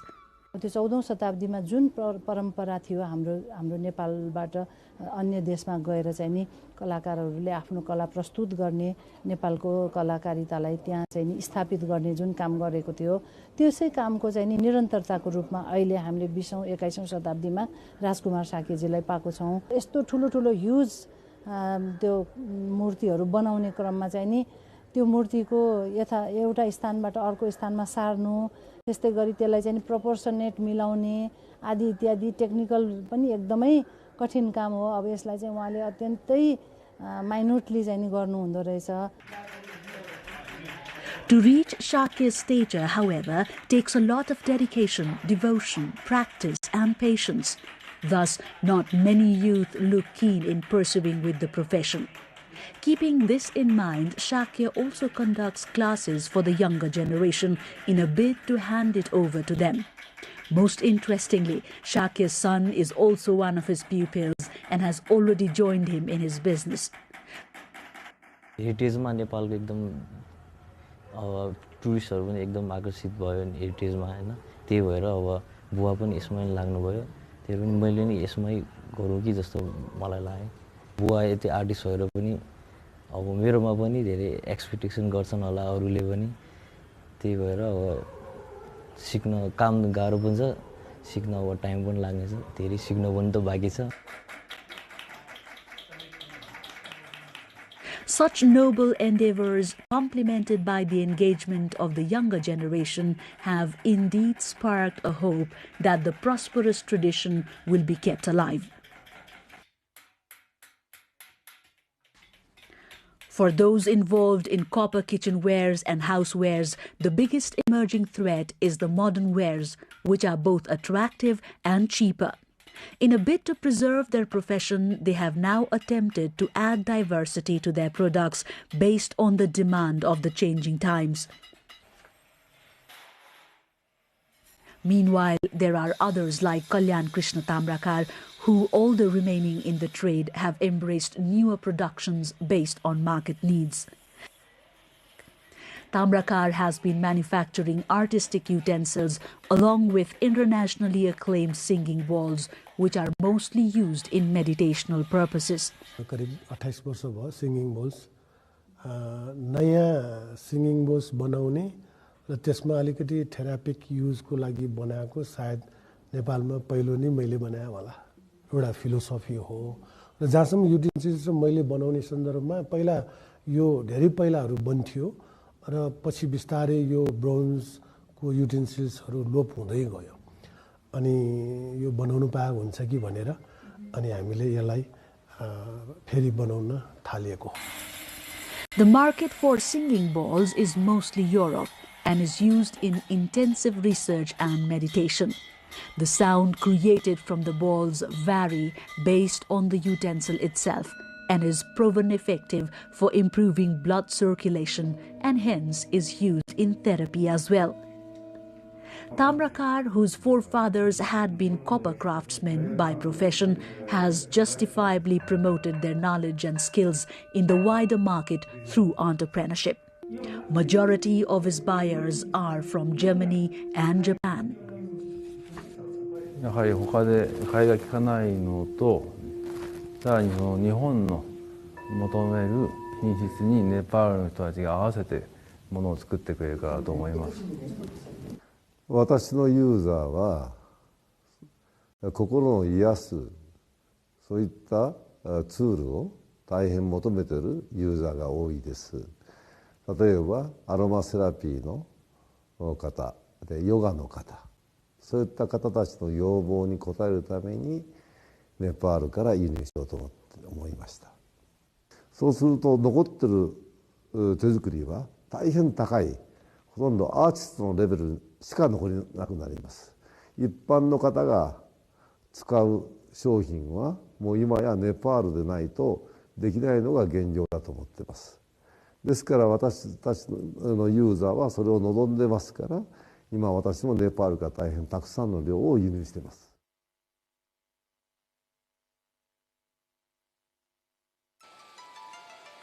In the Yahikoyama terrain drained by Shinano River lies Niigata city. Rice farming is predominant owing to the rich soil deposit which makes it ideal for agriculture.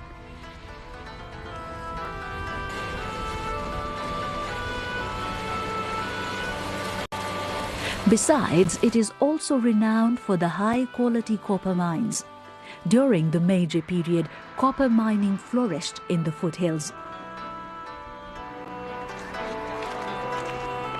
Adorned in tulip blooms, the designated city of food and flowers does not rest even amidst thick blankets of snow.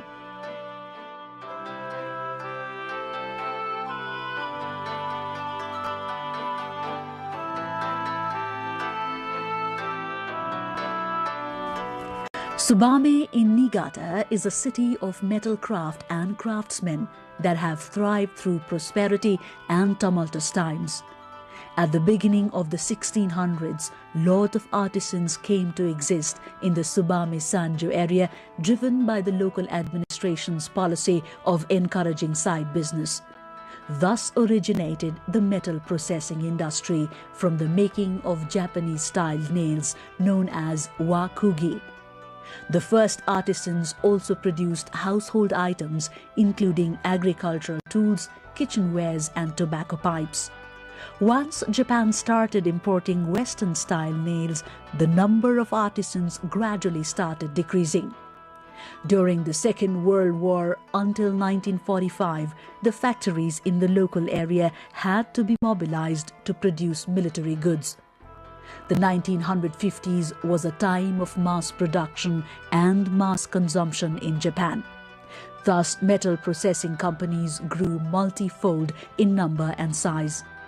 Following the Plaza Accord that largely intervened currency markets, the factories gradually lost their business to their overseas competitors. They did not have as many orders as they once had. As a result, the local business temporarily but sharply declined. 今、燕市で追記銅器というふうに言われている、器といいますか、ものがありますけれども、それは一般的に金工でいう金属を加工する技術の中の単金と言われるものの一つでして、それを全国的に同じような技法はたくさんあるんですけれども、燕市ではそれを追記銅器と呼んでいる。燕市の追記銅器というのは伝統工芸技術としても県の指定にもなっておりますし、伝統工芸品としても指定されていますが、燕市の中では大体今から250年くらい前の江戸時代の後期にその技術が仙台の方から来た職人によって伝わったと言われています。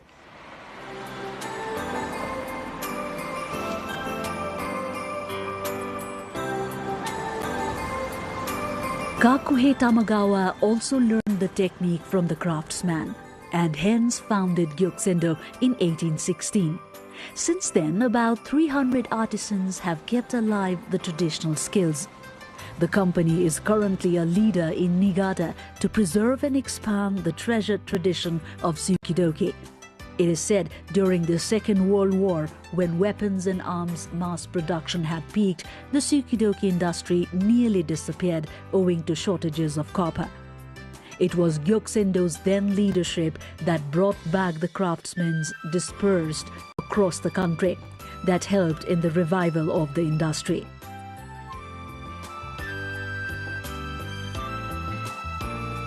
Gyokusendo celebrates its 200th anniversary in 2016.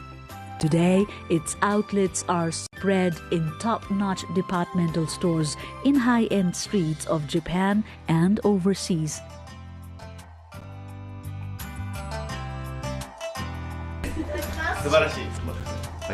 Motoyuki Tamagawa is the 7th master of Gyokusendo. Since taking over the company at an early age, he has worked hard to promote his products and company. Tamagawa, who strongly believes in adapting to business management style with time rather than changing age-old skill patterns, introduced the trend of putting his artisans in direct contact with the customers at Gyokusendo's outlets and during exhibitions. This, he believes, not only helps customer understand the skill and hard work required to create an artifact, but also helps the artisans learn the needs and tastes of the changing times. 顔の見える商売をしようと思ってますよね。でそこで私が考えたのが商社を下ろさずに直接百貨店に行ってでそこで実演販売をして職人がお客様と会話するようなこのビジネスモデルを作っているんですね。この玉泉の方向としては、大量というよりは本当銅器を愛用してくださる方に対してちゃんと説明してちゃんと愛用していただける方を対象としたやっぱり商売をしていきたいと思ってますんで、だからそういうこと職人も、だから職人をどんどん増やすというわけではなくビジネスもどんどん大きくするわけではなくてちゃんと玉泉堂というブランドをね本当高めていく。でお客様のその愛用する、顧客満足度もやっぱり高めていくというところがすごく大事だと思ってますね。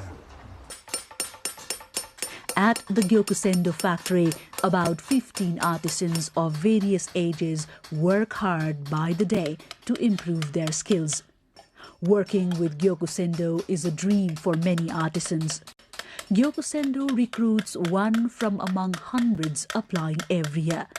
For a craftsman, it can take about 20 to 30 years to acquire proficiency to handle a set of techniques all by himself. Each stroke in tsukidoki is made in such a way such that the marks do not overlap. The proficiency of an artisan is observed in a vessel made out of one copper sheet and without any seams. For the younger artisans, it is a matter of a lot of perseverance and patience. Today, all independent tsukidoki artisans in Tsubame were once trained at Gyokusendo.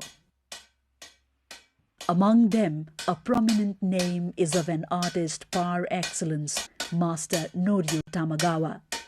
今のその木目金イコール木目金っていうのがもう、のりおさんのことなんですけれども、その土台となっているのはやっぱり玉泉堂で修行していた時代の追記銅器という技術が骨幹にあって根元のところにあって、でそこから、まあ亡くなられた師匠のところに、弟子入りをしたりですとか、いろんなご苦労修行の中でご苦労されながら、今、世界にもこう名前を馳せるようになった素晴らしい作品を作られるようになったと思います。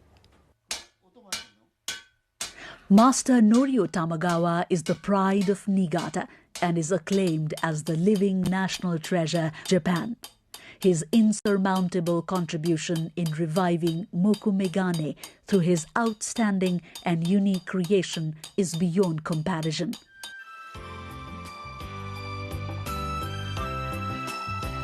The Tsubame Industrial History Museum, which is a hub to compile, preserve and exhibit industrial heritages, has set up a separate section to exhibit his works. This meticulously carved artifact harbored at the museum is the master's signature art piece. The masterpiece is a delicately hammered, refined handiwork that, owing to its traditional aura and aesthetic value, has awed art lovers and consumers across the world. いわゆる就職って言いますか、会社へ入りますね。会社従業員として入って、何年か経った時に少し外の世界も見たいと思って東京へ2年ばかり修行に行ったんです。日本の芸大っていうね、その人たちとの交流もあったんで、その作品、私の場合はずっとほら商品を作ってたわけでしょ。商品じゃない作品作りのペースっていうのをね、ああ違うもんだなっていうのをつくづく感じましたね。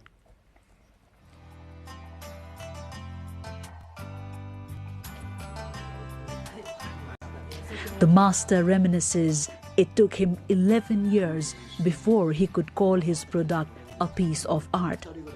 As a young artist, he took inspiration from his seniors to aim high and excel bigger dreams.「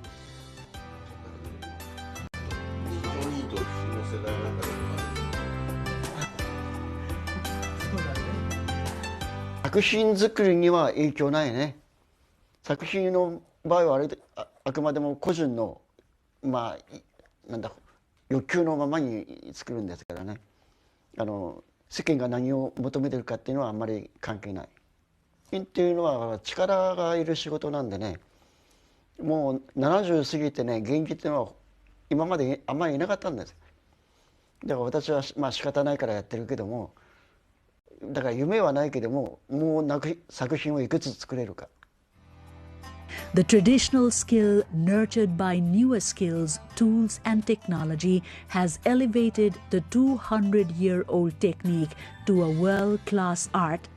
Contemporary tsukidoki products include a wide range of aesthetically distinctive housewares and artifacts. Mr. Tatsushi Tamagawa, currently the chief manager at Gyokusendo, is Master Norio Tamagawa's son. He started as an artisan at Gyokusendo. Since then, much has changed. He has seen the changing business landscape, the diversity in products, which he says directly or indirectly determines the mindset and working style of an artisan. 言われたものを、早くきっちり作るっていうのがとてもいい職人だと思うんですけども、最近はプラス、いろいろこういう喋るものとかも今はそういうふうに、いろいろお客様に説明するとかそういうものも含まれて、全てこなしていい職人になるのかなという感じは最近はありますね。Most fascinatingly, his son Keita, the youngest of the Tamagawas, also works under him at Gyokusendo. At 20, Keita is already an efficient beginner. Initially, driven by his grandfather's success when he joined the company, it was but a prized escape for Keita. But now, Keita is intensively working hard to attain the precision to be a better artist. そうですね。どちらの方もすごい仕事に対して一生懸命で寡黙なので、そういうところを自分に取り入れられたらいいなとは思ってますね。なんか、僕のお父さんもなんだおじいちゃんに真似してるっていうか似てきているのでなんかそうですね。おじいちゃんからはやっぱりちょっと仕事がテキパキ早いので、そういうところをちょっと見習いたいなとは思いますね。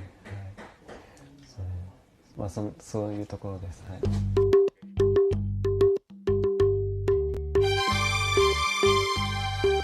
Since the beginning of human civilization, art has evolved based on culture and vice versa. Nevertheless, the demand of changing times has had a detrimental role to play in its course and form. Whether it is Niigata or Kathmandu, artisans continue to express themselves in their artworks. There is little doubt the modern-day artisans' creativity, aided by modern technology, has not only helped preserve traditional skills, but also contributed to the ascent of human civilization.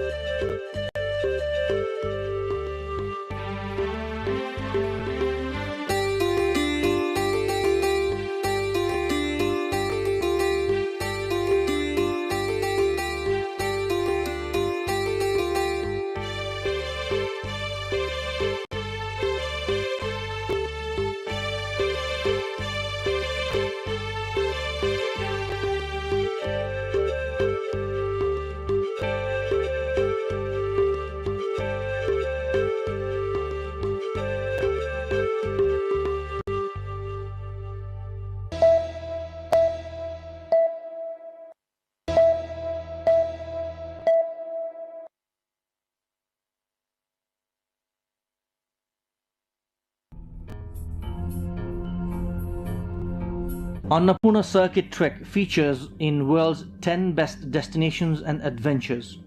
The trekking circuit is the choice of many trekkers as it offers both adventure along with mesmerizing view of mountain ranges. Arguably the best trekking circuit in the world, travelers get up close with dozens of mountains including the Annapurna, Dhaulagiri, Nilgiri.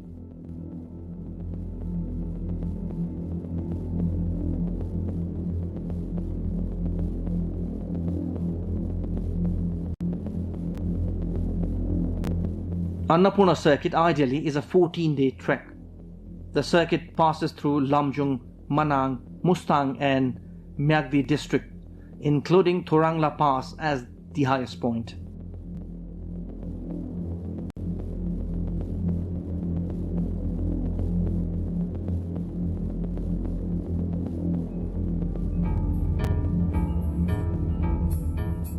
Places including Thampus, Ghandruk and Poon Hill are part of this trekking circuit.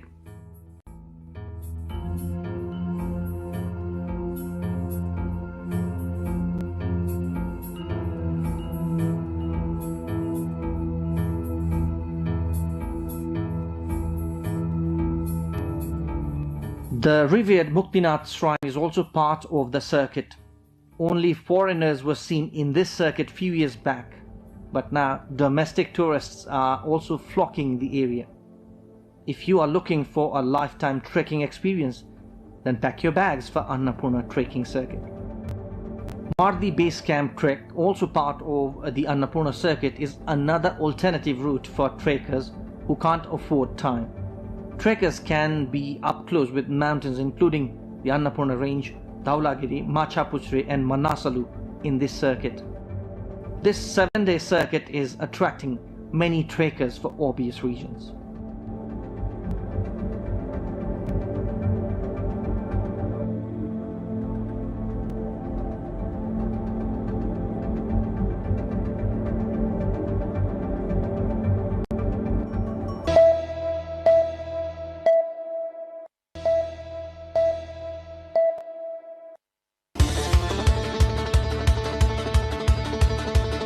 कसैले पनि अब व्हीलचेयरमै चाहिँ bungee गर्नुभएको छैन। अहिले चाहिँ I am very excited.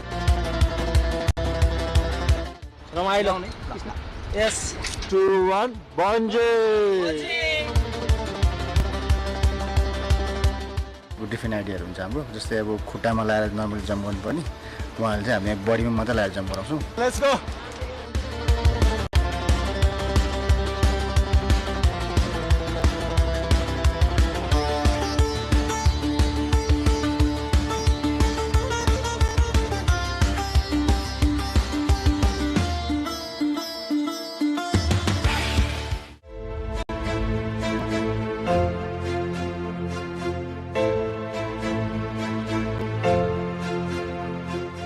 This is the story of Dilip Sapkota and Sisir Dahal, two wheelchair daredevils who challenged their physical limitations by jumping nearly 200 meters. They weren't just attempting a bungee jump, they were making history by attempting a bungee jump in their wheelchair.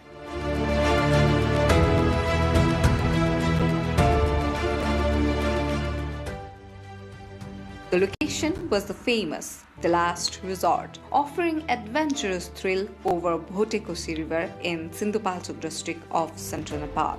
From the launch pad, a suspension bridge over the river, a free fall 160 meters down the gorge. This bridge had been the launch pad for the courageous and adventure seekers for years. But on this day, the jump was not just about adrenaline rush, but also about defiance, about breaking the barriers.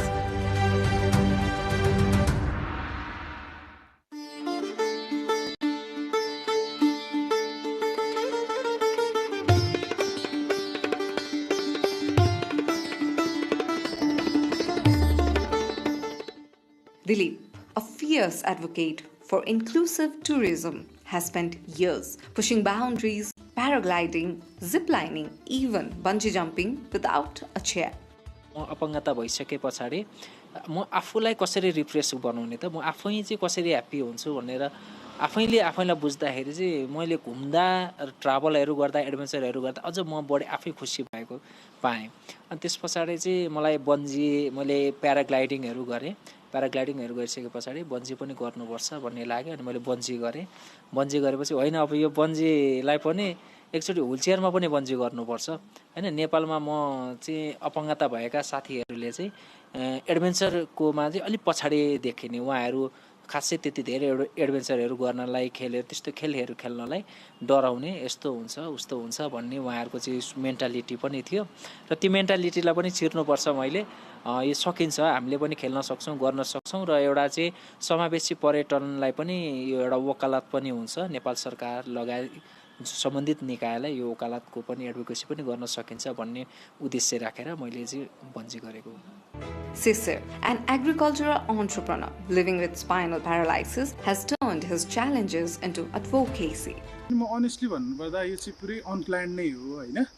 जति पनि मेरो लाइफमा म जति पनि adventure अथवा उ गर्छु हैन, त्यति धेरै प्लान गरेर चाहिँ गर्दिम भनेपछि गर्दिम भन्ने टाइपले चाहिँ यसको लागि चाहिँ म विशेष धन्यवाद हाम्रो दिलीप सरलाई म दिन चाहन्छु है।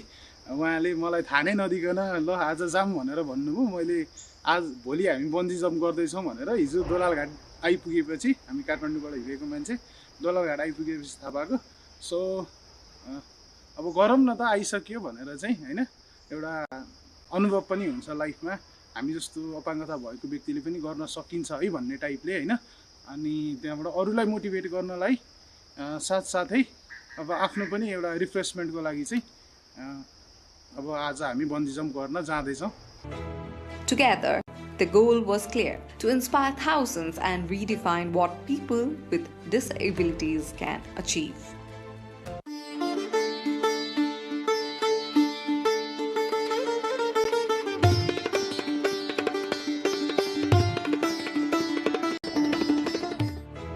A wheelchair bungee jump was no ordinary feat. It demanded innovation, precision, and absolute commitment. The team designed a secure rigging system, checked every bolt and knot, ensuring the wheelchairs and harnesses could withstand the extreme forces.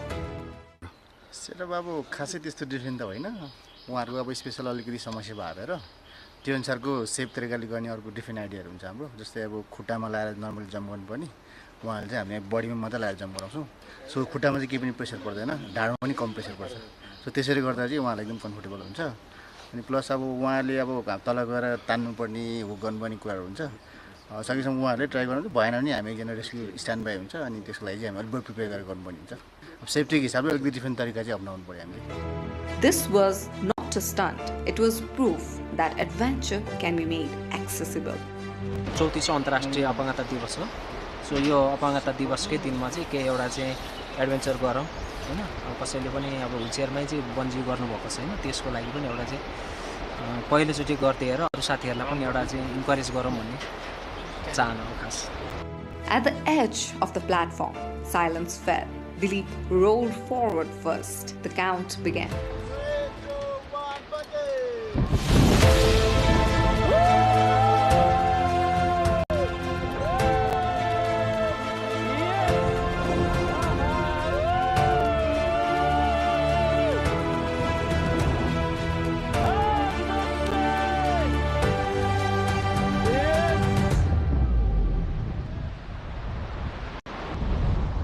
Happy International Disability Day, all of you. A symbol of confinement transformed into a vessel of freedom, probably the first ever wheelchair bungee jump in Nepal. Promax bungee! खासै अहिले चाहिँ पुरा म normal चाहिँ एकदम चिलमा छु हैन। अब यहाँ हामफाल्दाखेरि चाहिँ कस्तो हुन्छ, म हामफालिसकेपछि अनुभव सुनाउँछु।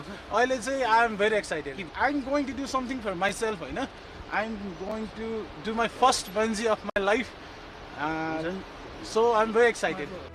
Then came Sisir's turn. With equal determination, he embraced the drop. Well, let's go.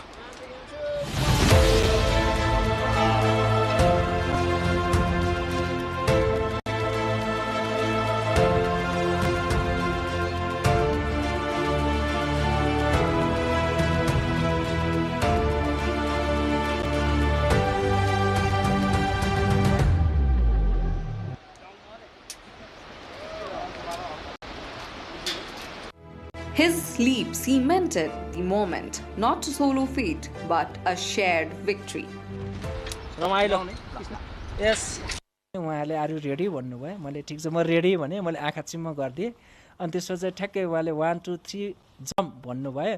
उहाँले पुस गरिदिनु भयो मलाई। म पुस गरेको आँखा चिम्मको चिम्म तल पुगेपछि ठ्याक्क त्यो डोरीले तान्छ नि, तानेर माथि आएपछि त्यो समय चाहिँ मैले यस्तो फिल गरेँ कि म बाँचेँ हैन। मसँग अब चाहिँ सबै चिजहरू मसँग फेरि पनि छ र मलाई चाहिँ एकदमै आनन्द त्यो टाइमको त्यो 2 सेकेन्ड 3 सेकेन्डको एउटा चाहिँ ह्याप्पिनेस, एउटा त्यो रिफ्रेस, एउटा त्यो फिलले चाहिँ एकदमै ह्याप्पी दियो क्या मलाई। इनर्जी भित्रदेखि मसँग भइरहेको सिद्धिरहेको एउटा चाहिँ इनर्जीलाई ठ्याक्क दियो। त्यो झर्दाखेरिको चाहिँ मेरो माइन्ड पुरै रिसेट भइदियो जस्तो भयो क्या।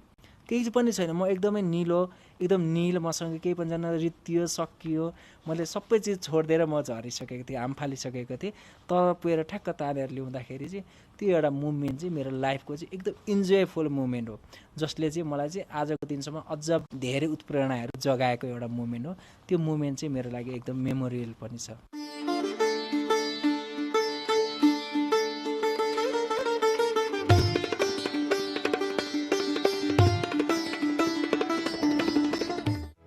Dilip and Sisir's jump was more than a thrill. It was a loud, scream-demanding change, a call for accessible tourism.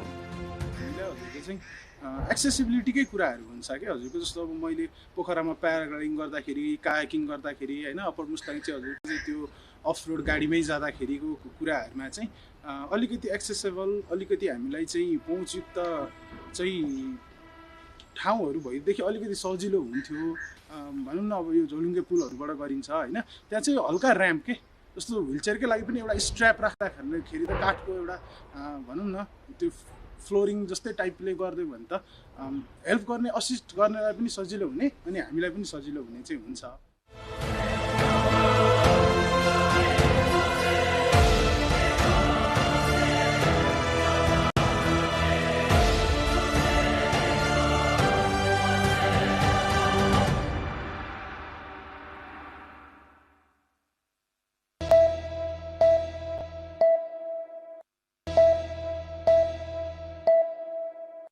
Votekosi and Trisuli river rafting.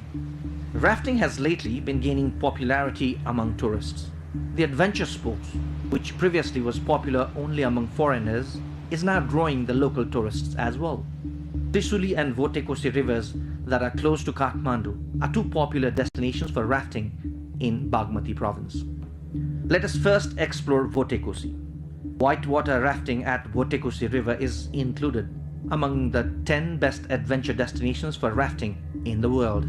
Votekosi, which is well facilitated with food and accommodation, can be a great destination for rafting and other adventure sports. Rafting at Trisuli river is popular among domestic tourists, as the location can be reached in an hour from Kathmandu. This is where most tourists go for rafting in Nepal.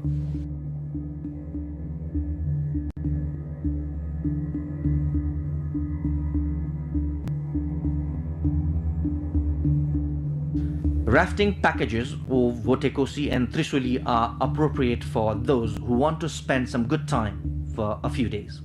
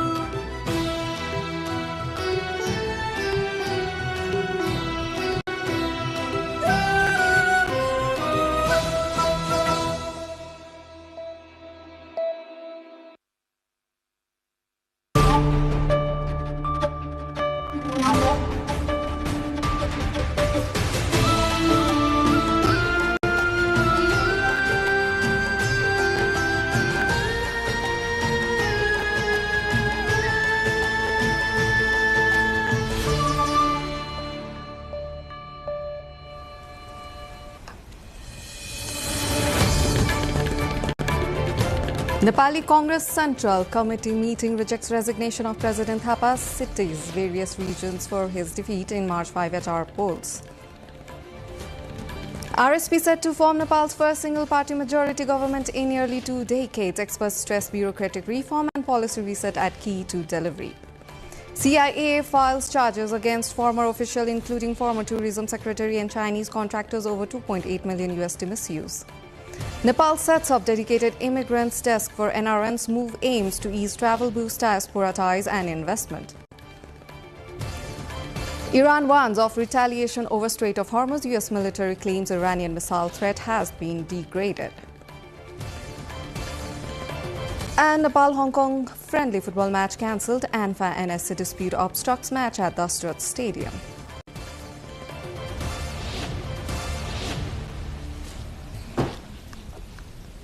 Good evening, I'm Suviksha Rajak and you're watching NTV World News Hour, coming up to you live from Kathmandu at 2200 hours Nepal time. Now, the news in details. The Central Working Committee of Nepali Congress has unanimously rejected the resignation of party president Gagan Kumar Thapa, who had stepped down, taking moral responsibility for party's election performance. The decision was made during meetings at the party's Sanepa headquarters, with Vice President Vishwa Prakash Sharma tabling the proposal, citing the need for stable leadership amid a complex national politics environment. Party leaders attributed the electoral setback to structured challenges and external factors, warning that accepting the resignation could weaken morale and create internal instability. The committee also endorsed a preliminary review of the election results and stressed the need to refocus efforts ahead of the party's upcoming 15th General Convention. Following a decisive March 5 election victory, the RSP is set to form Nepal's first single-majority government in nearly 2 decades, securing 66% of parliamentary seats and raising expectation for sweeping reform. The incoming administration faces a dual challenge of tackling entrenched corruption while overhauling economic management and recalibrating foreign policy to drive growth. Experts including Arun Subedi and Kimlal Devkota warn that success will depend not only on political will-be, but also on effective mobilization of country's bureaucracy.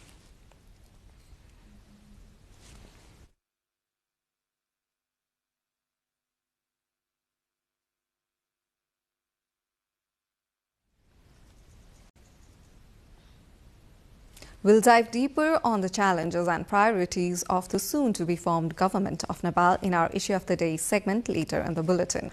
Now, in the other news, Commission for the Investigation of Abuse of Authority (CIAA) has filed a corruption case at the Special Court over alleged financial irregularities in the Pokhara International Airport project.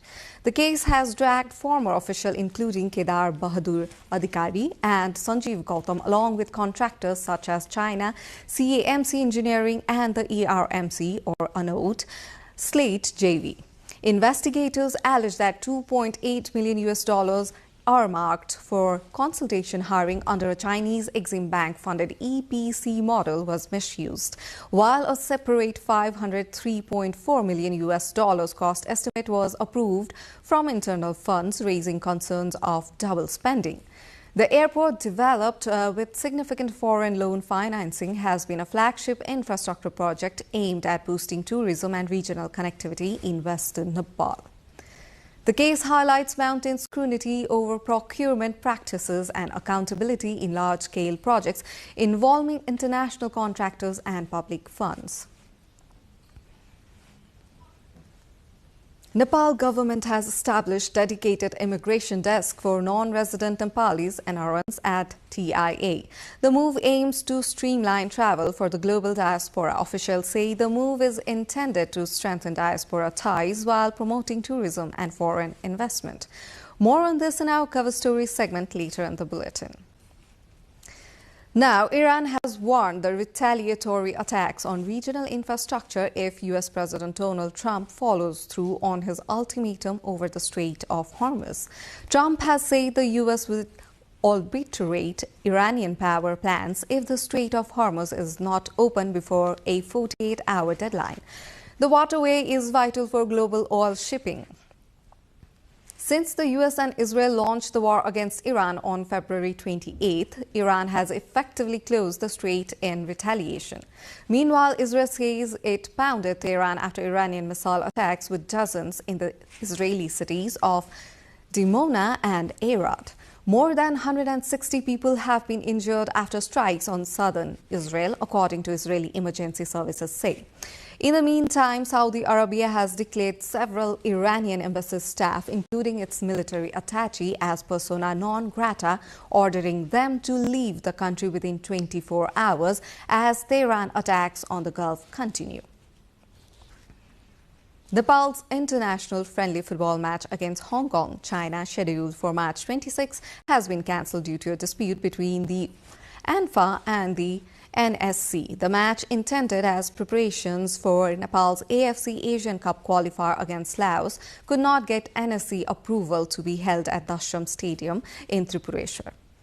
The cancellation comes amid tensions over ANFA's central elections, which are also facing legal and administrative hurdles.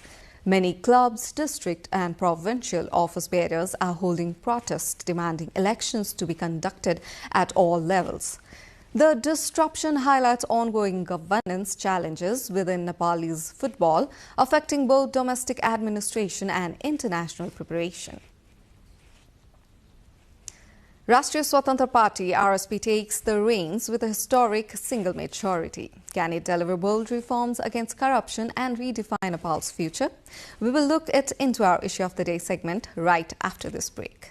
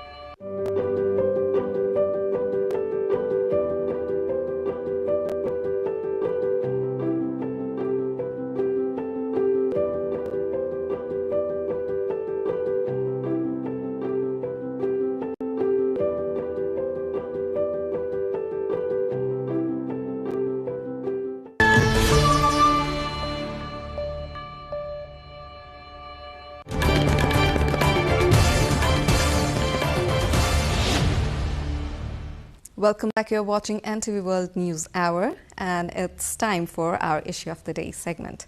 A historic single majority government led by the Rashtriya Swatantra Party faces soaring expectations alongside daunting challenges.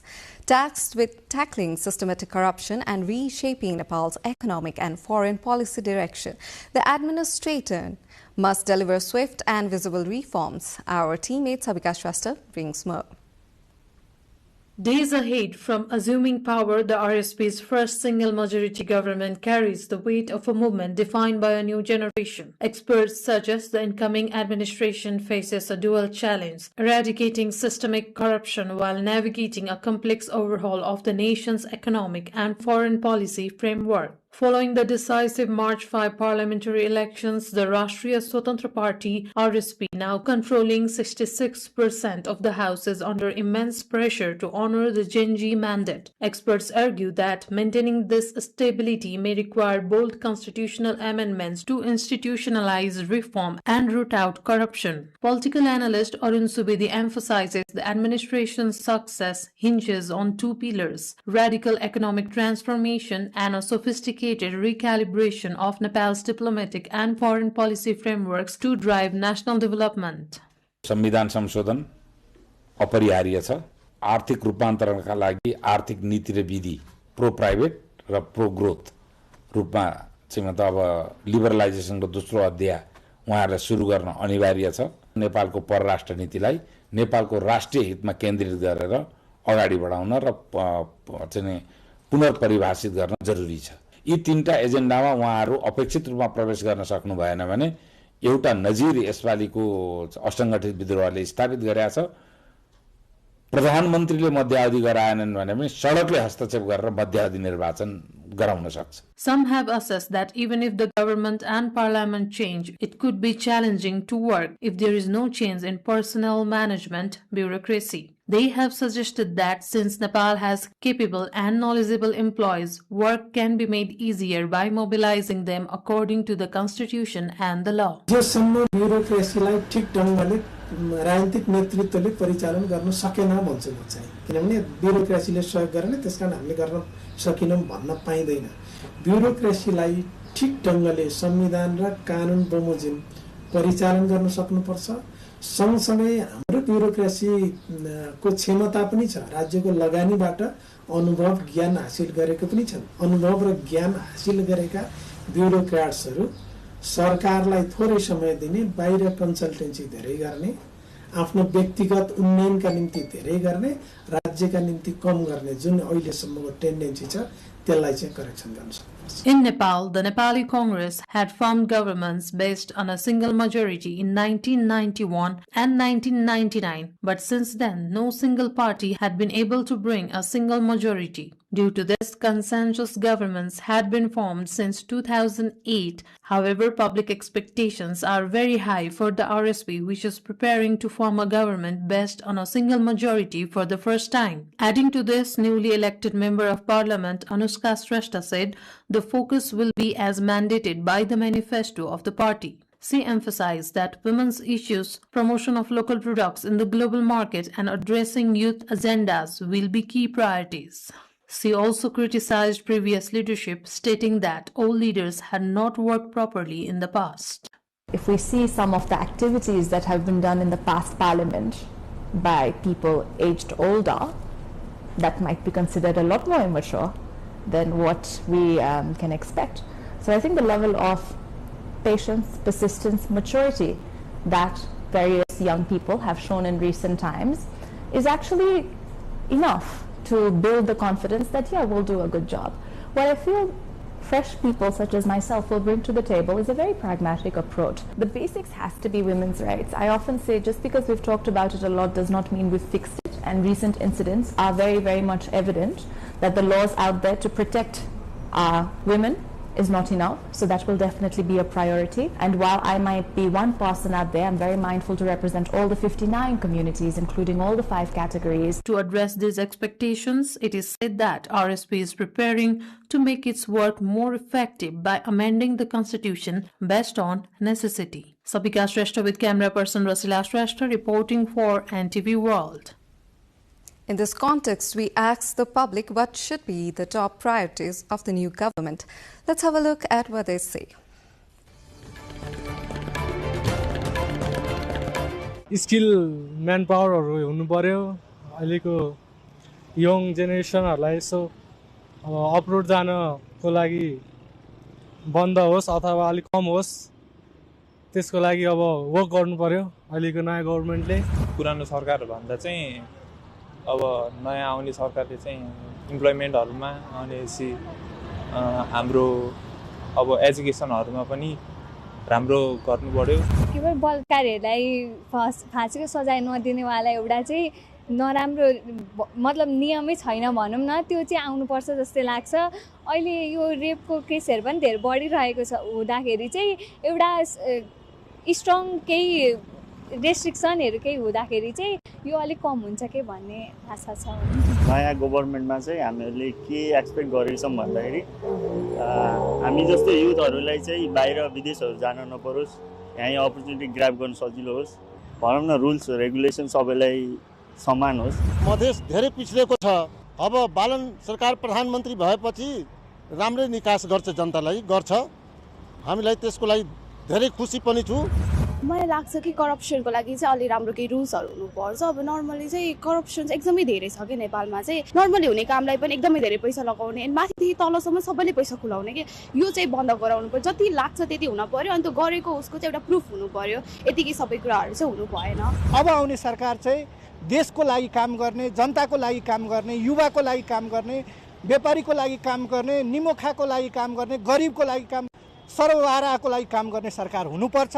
देशमै रोजगार र देशमै सुशासन हुनुपर्छ, भ्रष्टाचारी निमूल हुनुपर्छ र यहाँ काम गर्दै पढ्ने वातावरण बनाउनुपर्छ। हाम्रो नयाँ सरकारको प्राथमिकतामा भन्नुपर्दा हाम्रो जो युवाहरू विदेश गइरहेको हुन्छन् नि, युवाहरूले विदेश जान नपरोस् के, जो उच्च शिक्षा हासिल गरेर नि केही काम नपाएर खाडी मुलुक भयो भने आफ्नो फ्यामिलीहरूको लागि भयो भने विदेश गइरहेको हुन्छन् नि, अबको युवाहरूले विदेश जान नपरोस् क्या, मेरो भन्दा सबभन्दा ठुलो सोच त्यही हो। अनि जेनजीहरूको जे माग थियो त्यो पुरा होस्।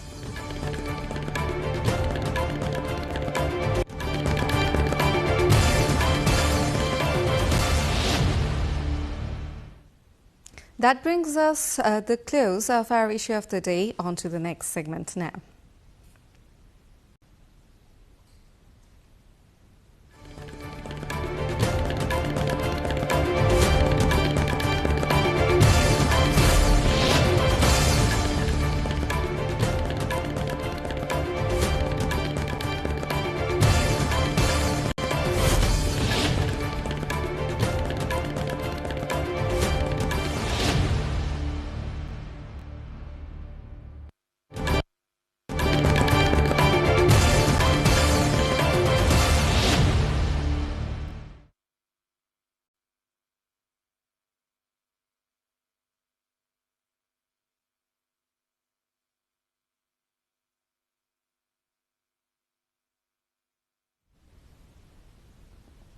Welcome back. You're watching NTV World News Hour.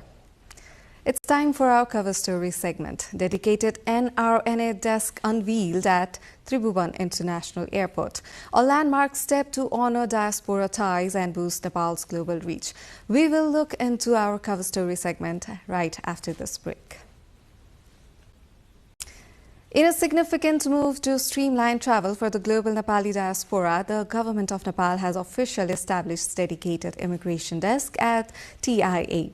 These desks, located in both the arrival and departure halls, are specifically designed to facilitate non-resident Nepalis, NRNs and citizens of Nepali origin from around the world. The initiative aims to honor the deep emotional connection the diaspora maintains with the motherland while simultaneously encouraging international investment and tourism. The decision was formalized today through a ministerial level decree issued by Home Minister Om Prakash Aryal. NRNA र चाहिँ नेपाली मुलको भनेर एउटा छुट्टै desk हामीले स्थापना गरेको छ। त्यहाँबाट नै उहाँले आफ्नो सेवा लिन पाउनुहुन्छ इमिग्रेसनमा, अध्यागमनमा। त्यसको लागि हामीले छुट्टै डेस्क र त्यहाँ चाहिँ कर्मचारीको व्यवस्था गरेका छौं।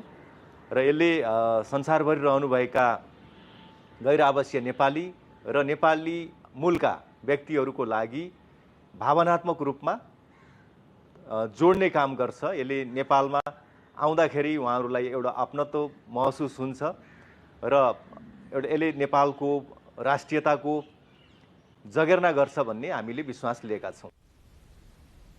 This follows a series of high-level consultations between the ministry and officials from the Association of Nepali Origin, ANO. Prior to this, the ANO had formally drawn the government's attention to the need for a more seamless entry process for multi-generational Nepalis living abroad. From grassroots vision in 2003 to a global network of over 100,000 members, the Non-Resident Nepalis Association NRNA has transformed into a critical economic and social bridge for Nepal. Let's have a look at the movement's journey, its landmark policy, victories, and its evolving role in shaping the nation's financial future. Let's look into the figures. Once a Nepali, always a Nepali. It began as a vision in London in 2003. 2 decades later, it is a global alliance. From grassroots gathering to a network spanning across 90 countries, the Non-Resident Nepali Association NRNA has evolved into the most critical bridge between the diaspora and the motherland. The journey hasn't been smooth though. For years, internal divisions threatened to stall progress. But the movement's core mission to unify and protect remained in the compass. The results? Landmark policy victories.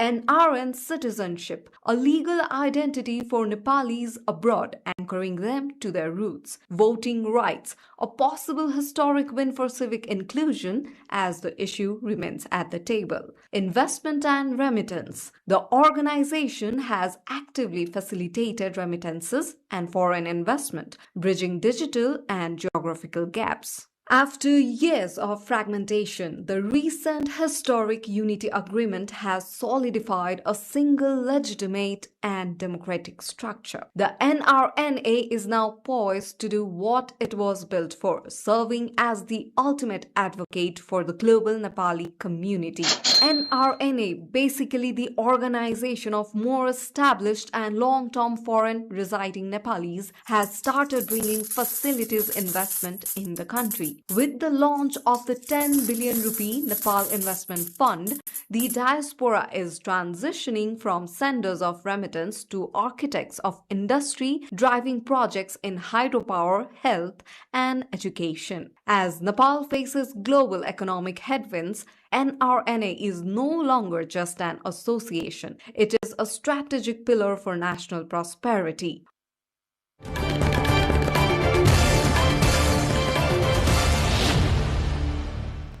That was our cover story of the day. On to other news now. The government of Nepal has launched an integrated system allowing biometrics collected for citizenship to be used for national identity cards starting from Lalitpur district, eliminating the need of duplicate data submission. The initiative, introduced by the Ministry of Home Affairs, links centralized citizenship and national identity management systems and is expected to be expanded nationwide. Home Minister Om Prakash Aryal said the reform will streamline public services, benefiting thousands of daily applicants and reducing administrative burdens. Officials add that the interlinked system will also support multiple services, including passports and driver's licenses, improving efficiency and lowering costs for citizenship. Nepal's foreign trade deficit has surged to approximately 1.1 trillion rupees in the first 8 months of the fiscal year 2025 and 26, driven by rising imports of petroleum, electronics and raw materials. Imports totaled 1.29 trillion rupees, while exports reached only 1.11 trillion rupees, marking an export growth of nearly 30% but insufficient to offset a 12.5% rise in imports, according to the Department of Customs. India remains Nepal's largest trade partner, accounting for a deficit of 567 billion rupees, followed by China, Argentina, the UAE and Indonesia, while Nepal posts trade surpluses with smaller markets like Romania, Norway and Iceland. Key imports include diesel, petrol, LPG, smartphones and metal, whereas Nepal's top exports are soybean oil, cardamom, carpets and other oils, reflecting its agro-based export strengths. The escalating conflict in the Middle East is casting a long shadow over Nepali economy. While the fighting remains centered in Middle East, the ripple effects are reaching the doorstep of millions of households in Nepal. With nearly a quarter of our GDP tied to foreign employment, experts warn of a brewing domestic crisis as the flow of labor and remittances come under threat. Here's a report. Kathmandu's Trivandrum International Airport. It is usually a gateway of hope for thousands of migrant workers. But today, the atmosphere is heavy with uncertainty. As tensions in the Middle East intensify, the lifeline that sustains the Nepali economy is beginning to fray. For decades, the Gulf region has been the primary destination for over 1.7 million Nepali workers. Now, that stability is at risk. Beyond the immediate fear of fuel price hikes, a deeper structural threat is emerging in the sectors of agriculture, tourism, and most critically, remittances. नेपालको अर्थव्यवस्थामा पनि हुन्छ त्यहाँ काम गर्न पाएन भनेपछि उनीहरु मान्छेहरु नेपालमा आइदिन्छ राम्रो रेमिटेन्स गर्दिन्छ यसको ठूलो इम्प्याक्ट चाहिँ हाम्रो यो इकोनोमीमा पनि पर्दैन छ रोजगारी खोज्दिनु पर्ने एउटा चिन्ता सधैं छ र रेमिटेन्स आइदिएन भने त्यहाँबाट आएर विप्रेषण आइदियो भने नेपालको इकोनोमी पनि डामाडोल हुने अवस्था हुनसक्छ। अर्को कुरा किन गर्ने, त्यहाँबाट विदेश मान्छे जान पाएन नि एउटा समस्या होला। यहाँ पनि विदेश पठाउने भने ठुलो सङ्ख्यामा मान्छेहरू त काम गरिरहेको छ, चाहे यो रोजगार व्यवसायीहरू किन नहुन्, ओरिएन्टेसनका मान्छेहरू किन नहुन्, मेडिकलका मान्छेहरू किन नहुन्, र एयरपोर्टका एयरलाइन्सहरू पनि तपाईँले हेर्नुपर्छ, ठुलो रोजगारी यहाँमा पनि चुनौती आउन सक्छ। The numbers tell a stark story. According to Nepal's central bank, the Nepal Rashtra Bank, the Gulf countries contribute roughly 41% of all remittances entering the country. While the first 7 months of this fiscal year saw a record inflow of 1,271 billion rupees, that momentum is hitting a wall. In the month of February alone, the number of labor permits issued dropped from over 30,000 last year to just 20,000 this year, a staggering 33% decline. यदि अलिकति mid टर्मको हुने बित्तिकै हाम्रो नेपालको social प्रोटेक्सन्सका जति प्रोग्रामहरू छ त्यसलाई पनि मिलाउनु पर्ने हुन सक्छ। उनीहरू तत्कालै आयो भने खाने पनि पैसा नहुन सक्ला है त, कतिपय ठाउँलाई पैसा नकमाएर पनि आउन सक्ने हुन सक्छ, तिनीहरूलाई राज्यले हेरिदिनु पर्ने हुन्छ नि त। एउटा सोसियल प्रोटेक्सनको थिममा एउटा के भन्छ नि, बियोन्ड द इन्डिभिजुअल कन्ट्रोल केही कुरा हुन्छ भने त्यो सरकारले हेरिदिनु पर्ने हुन सक्छ। A drop in these permits means fewer jobs abroad, less money flowing into rural villages, and a potential liquidity crunch for the banks. This has led to urgent calls for the government to move away from the labor export model and focus on creating jobs within its own borders. As the conflict shows no signs of easing, the government is being urged to act quickly on long-term domestic employment strategies to prevent a full-scale socio-economic collapse. Now in the other news, Nepal has observed World Water Day 2026. Today, under the global theme Water and Gender and slogan, Where Water Flows, Equality Grows, highlighting the link between water access and gender equality. President Ramchandra Paudel urged government agencies, civil society and the public to cooperate in preserving water resources, promoting sustainable use and ensuring equitable access at all levels of drinking water management. Officials highlighted the importance of traditional methods such as ponds and lakes to replenish groundwater and stressed that water conservation is both an environmental and social justice issue. Since 1993, the UN designated day on March 22 has aimed to raise global awareness on water's critical role, and Nepal celebrations this year focus on its impact on women and girls. Nepal is yet to enter the monsoon season, but recent adverse weather, including rain, windstorms and snowfall, has already caused significant disruptions to transportation.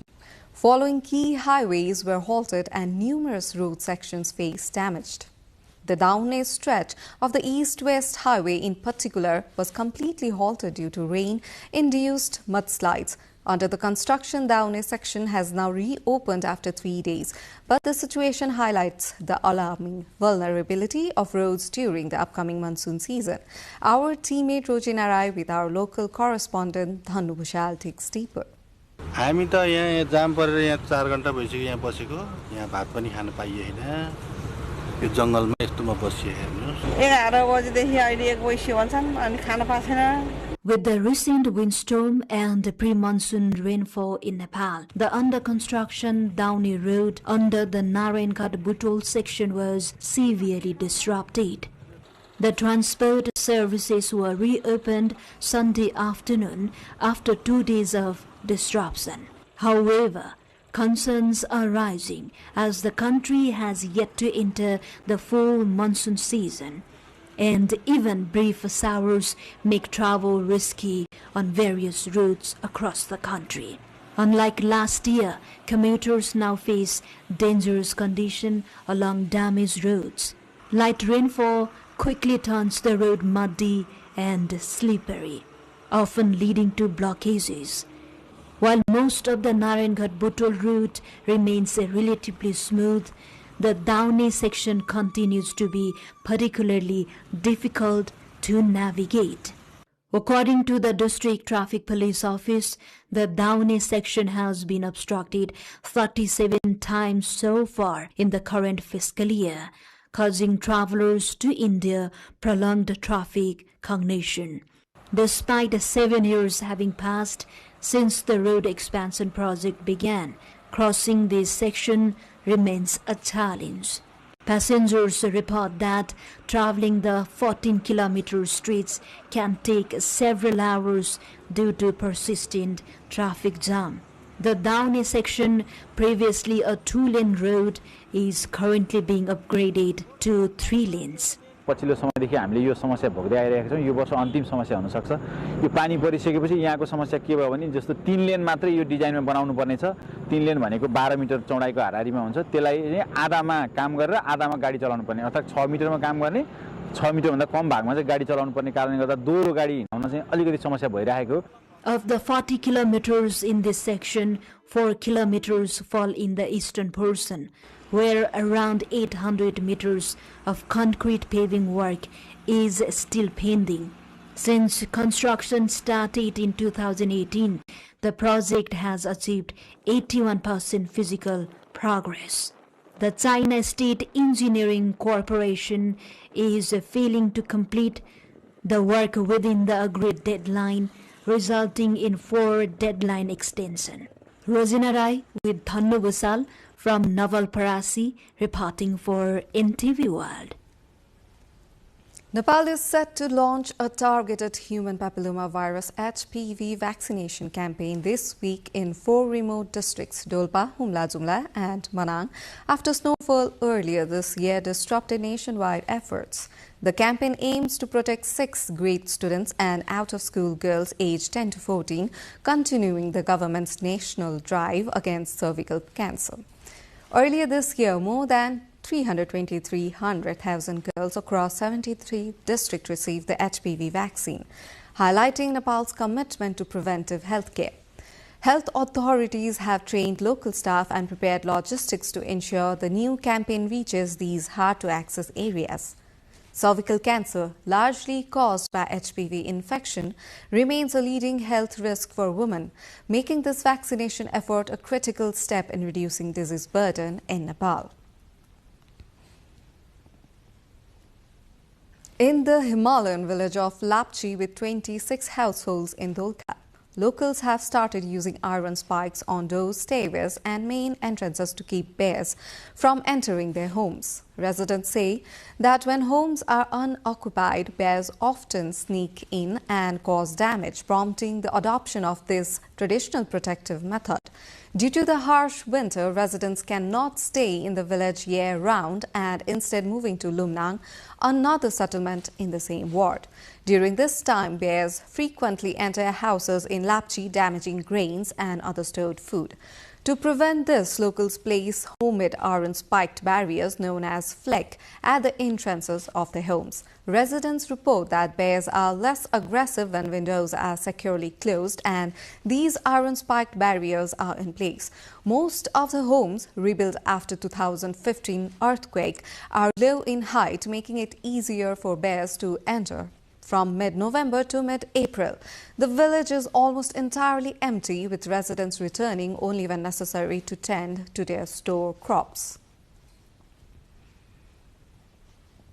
With the arrival of spring, the hills and mountains of Nepal is covered with national flower, rhododendron blossoms. Rhododendron along the forest edges of eastern Okhaldunga have transformed the landscape into a stunning display of floral beauty.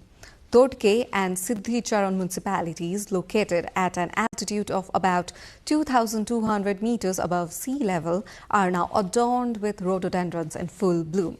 The Siddhicharan Highway, a popular tourist route, is particularly striking as brilliant red blossoms line both sides of the road, captivating travelers and adding an extra charm to the journey. Hills that appeared barren during winter are now vibrant and colorful, enhancing the scenic beauty of surroundings, villages and attracting visitors from nearby districts eager to witness the spectacular rhododendron blooms.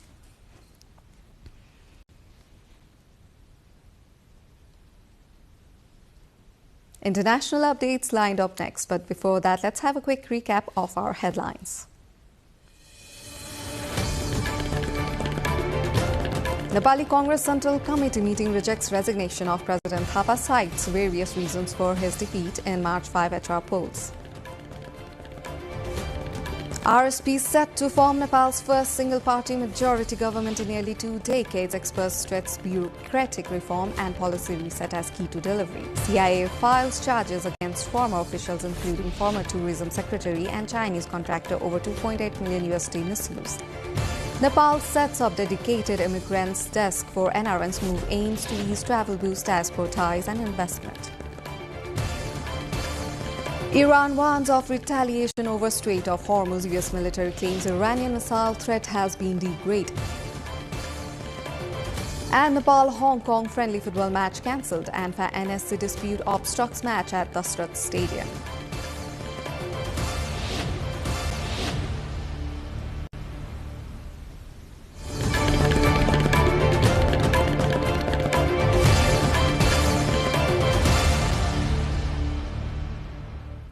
In international updates, more than 10 million people have had power cut to their homes and businesses across Cuba after the country's national electrical grid collapsed for the second time in a week.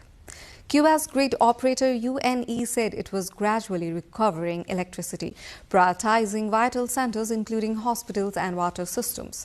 The Caribbean country has suffered 3 major blackouts this month as a U.S. fuel blockade cuts off foreign oil imports required to keep power stations running.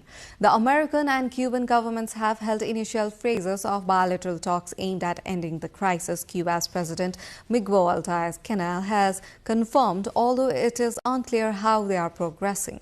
U.S. President Donald Trump is reported to want the removal of Diaz-Canel, a regional ally of Venezuela, as a condition of lifting the fuel embargo.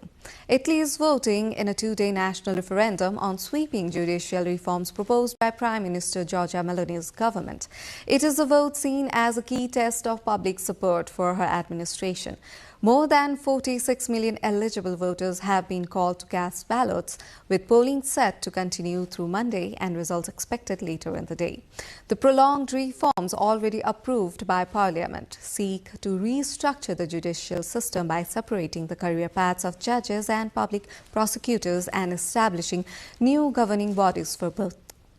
Supporters say the changes would improve efficiency and accountability in system long criticized for slow proceedings.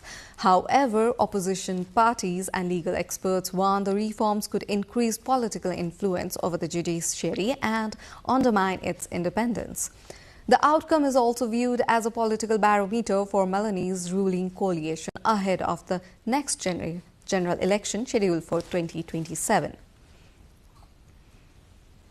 Hawaii remains under a statewide flood watch after a severe storm hit the state and prompted officials to order evacuations. The storm that struck this weekend is the second severe weather event to hit the archipelago in the last week. Some parts of the state received 40 to 50 inches of rain in the last 10 days, according to Governor Josh Green. The governor urged residents to seek out shelters and assembly areas across the state. The island was in a grip of a Kona low, a slow-moving area of low pressure that pulls in warm, moisture-rich air across the Hawaiian Islands, bringing heavy rain and flash flooding. In the other news, around 20 Portuguese and Spanish folk bagpipe groups marked the finale of St. Patrick's Day celebration in Lisbon, with roughly 500 bagpipers parading through the city's historic centre.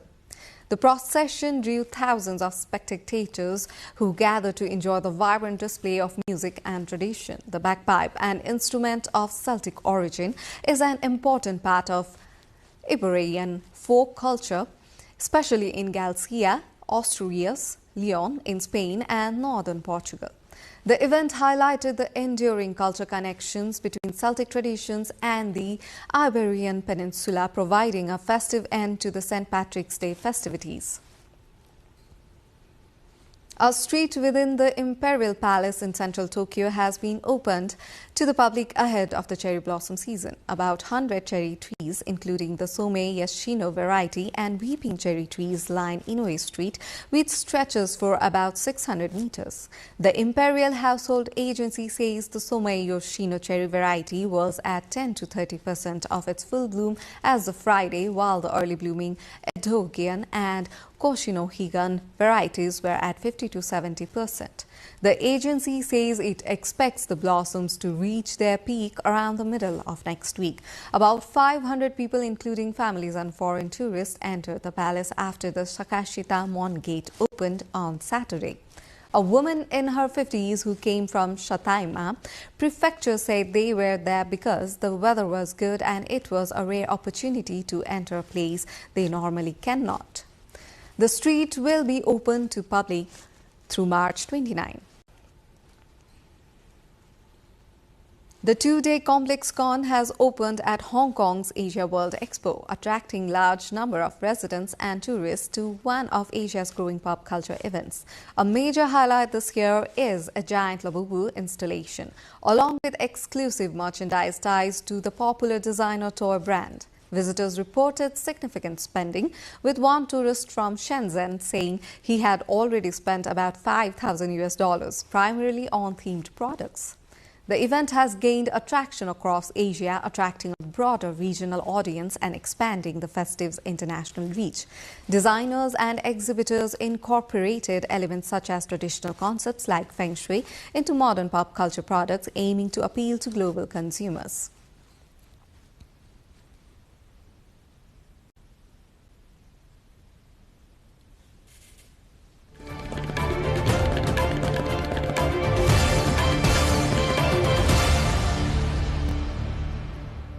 We are going for another breather here. Next up, we have business updates.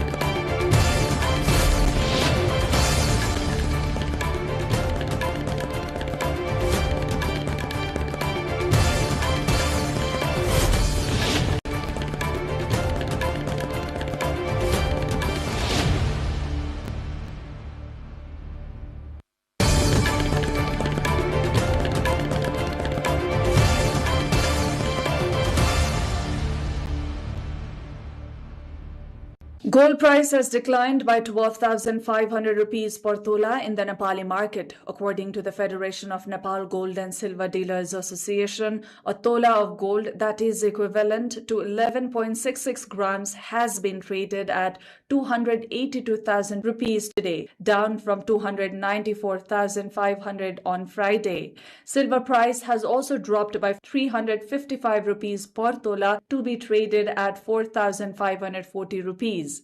The decline reflects continued volatility in precious metals in the international market. Global gold prices have been falling due to a stronger US dollar and expectations that US interest rates will remain higher for longer, which reduces demand for non-yielding assets like gold. Meanwhile, Nepal's stock market opened the week on a positive note, with the NIPSE index rising 54.51 points or 1.89% to 2,931.55. Trading volume reached 61.4 million shares across 364 companies, totaling approximately 23.59 billion rupees in transactions.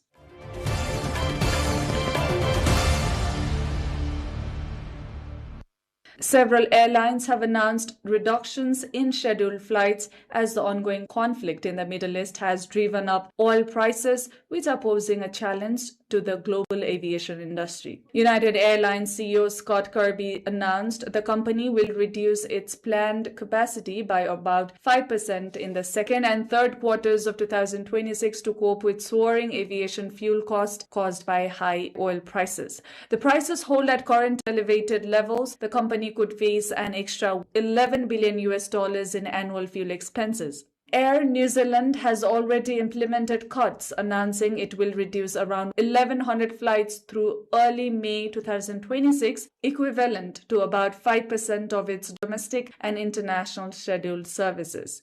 The move is expected to impact roughly 44,000 passengers. Scandinavian Airlines has also confirmed plans to cancel around 1,000 flights in April 2026. In Vietnam, authorities have warned the local aviation sector to prepare for possible flight cuts in April due to the increasing risk of aviation fuel supply shortages.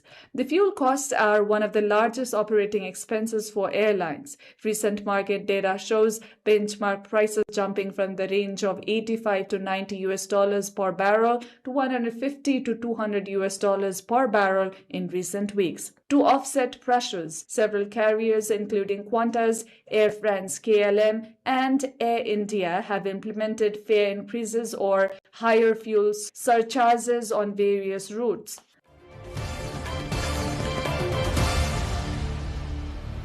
After the business updates, we are moving into sports.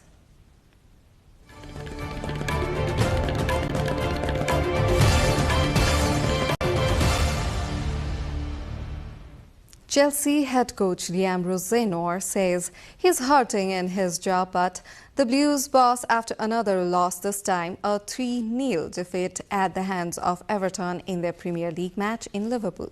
The result leaves Chelsea 6th in the Premier League, just 1 point behind 5th placed Liverpool with 7 games remaining in the season. Rosenor says he hopes the international break will give his players the time to reset. The most disappointing evening so far in terms of the things we've spoken about, not gifting goals away, making sure we're in the game, getting control of the game. It wasn't there, and it turned into a really, really difficult evening where the result and performance was nowhere near what we expected or wanted. When you talk about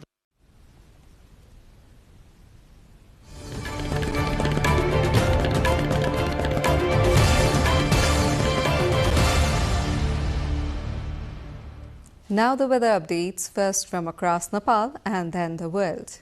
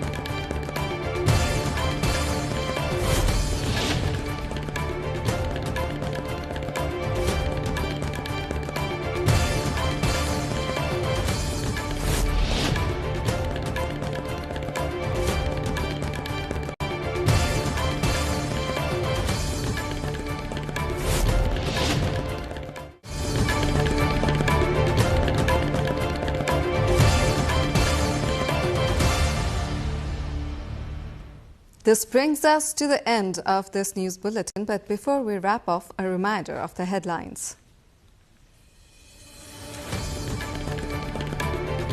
Nepali Congress Central Committee meeting rejects resignation of President Thapa, cites various reasons for his defeat in match 5 HR polls. RSP set to form Nepal's first single-party majority government in nearly 2 decades. Experts stress bureaucratic reform and policy reset as key to delivery.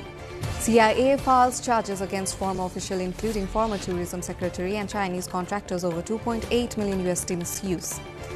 Nepal sets up dedicated immigrant desk for NRN's move aims to ease travel, boost diaspora ties and investment. Iran warns of retaliation over Strait of Hormuz. US military claims Iranian missile threat has been degraded. And Nepal-Hong Kong friendly football match cancelled. ANFA-NSC dispute obstructs match at Dasrat Stadium.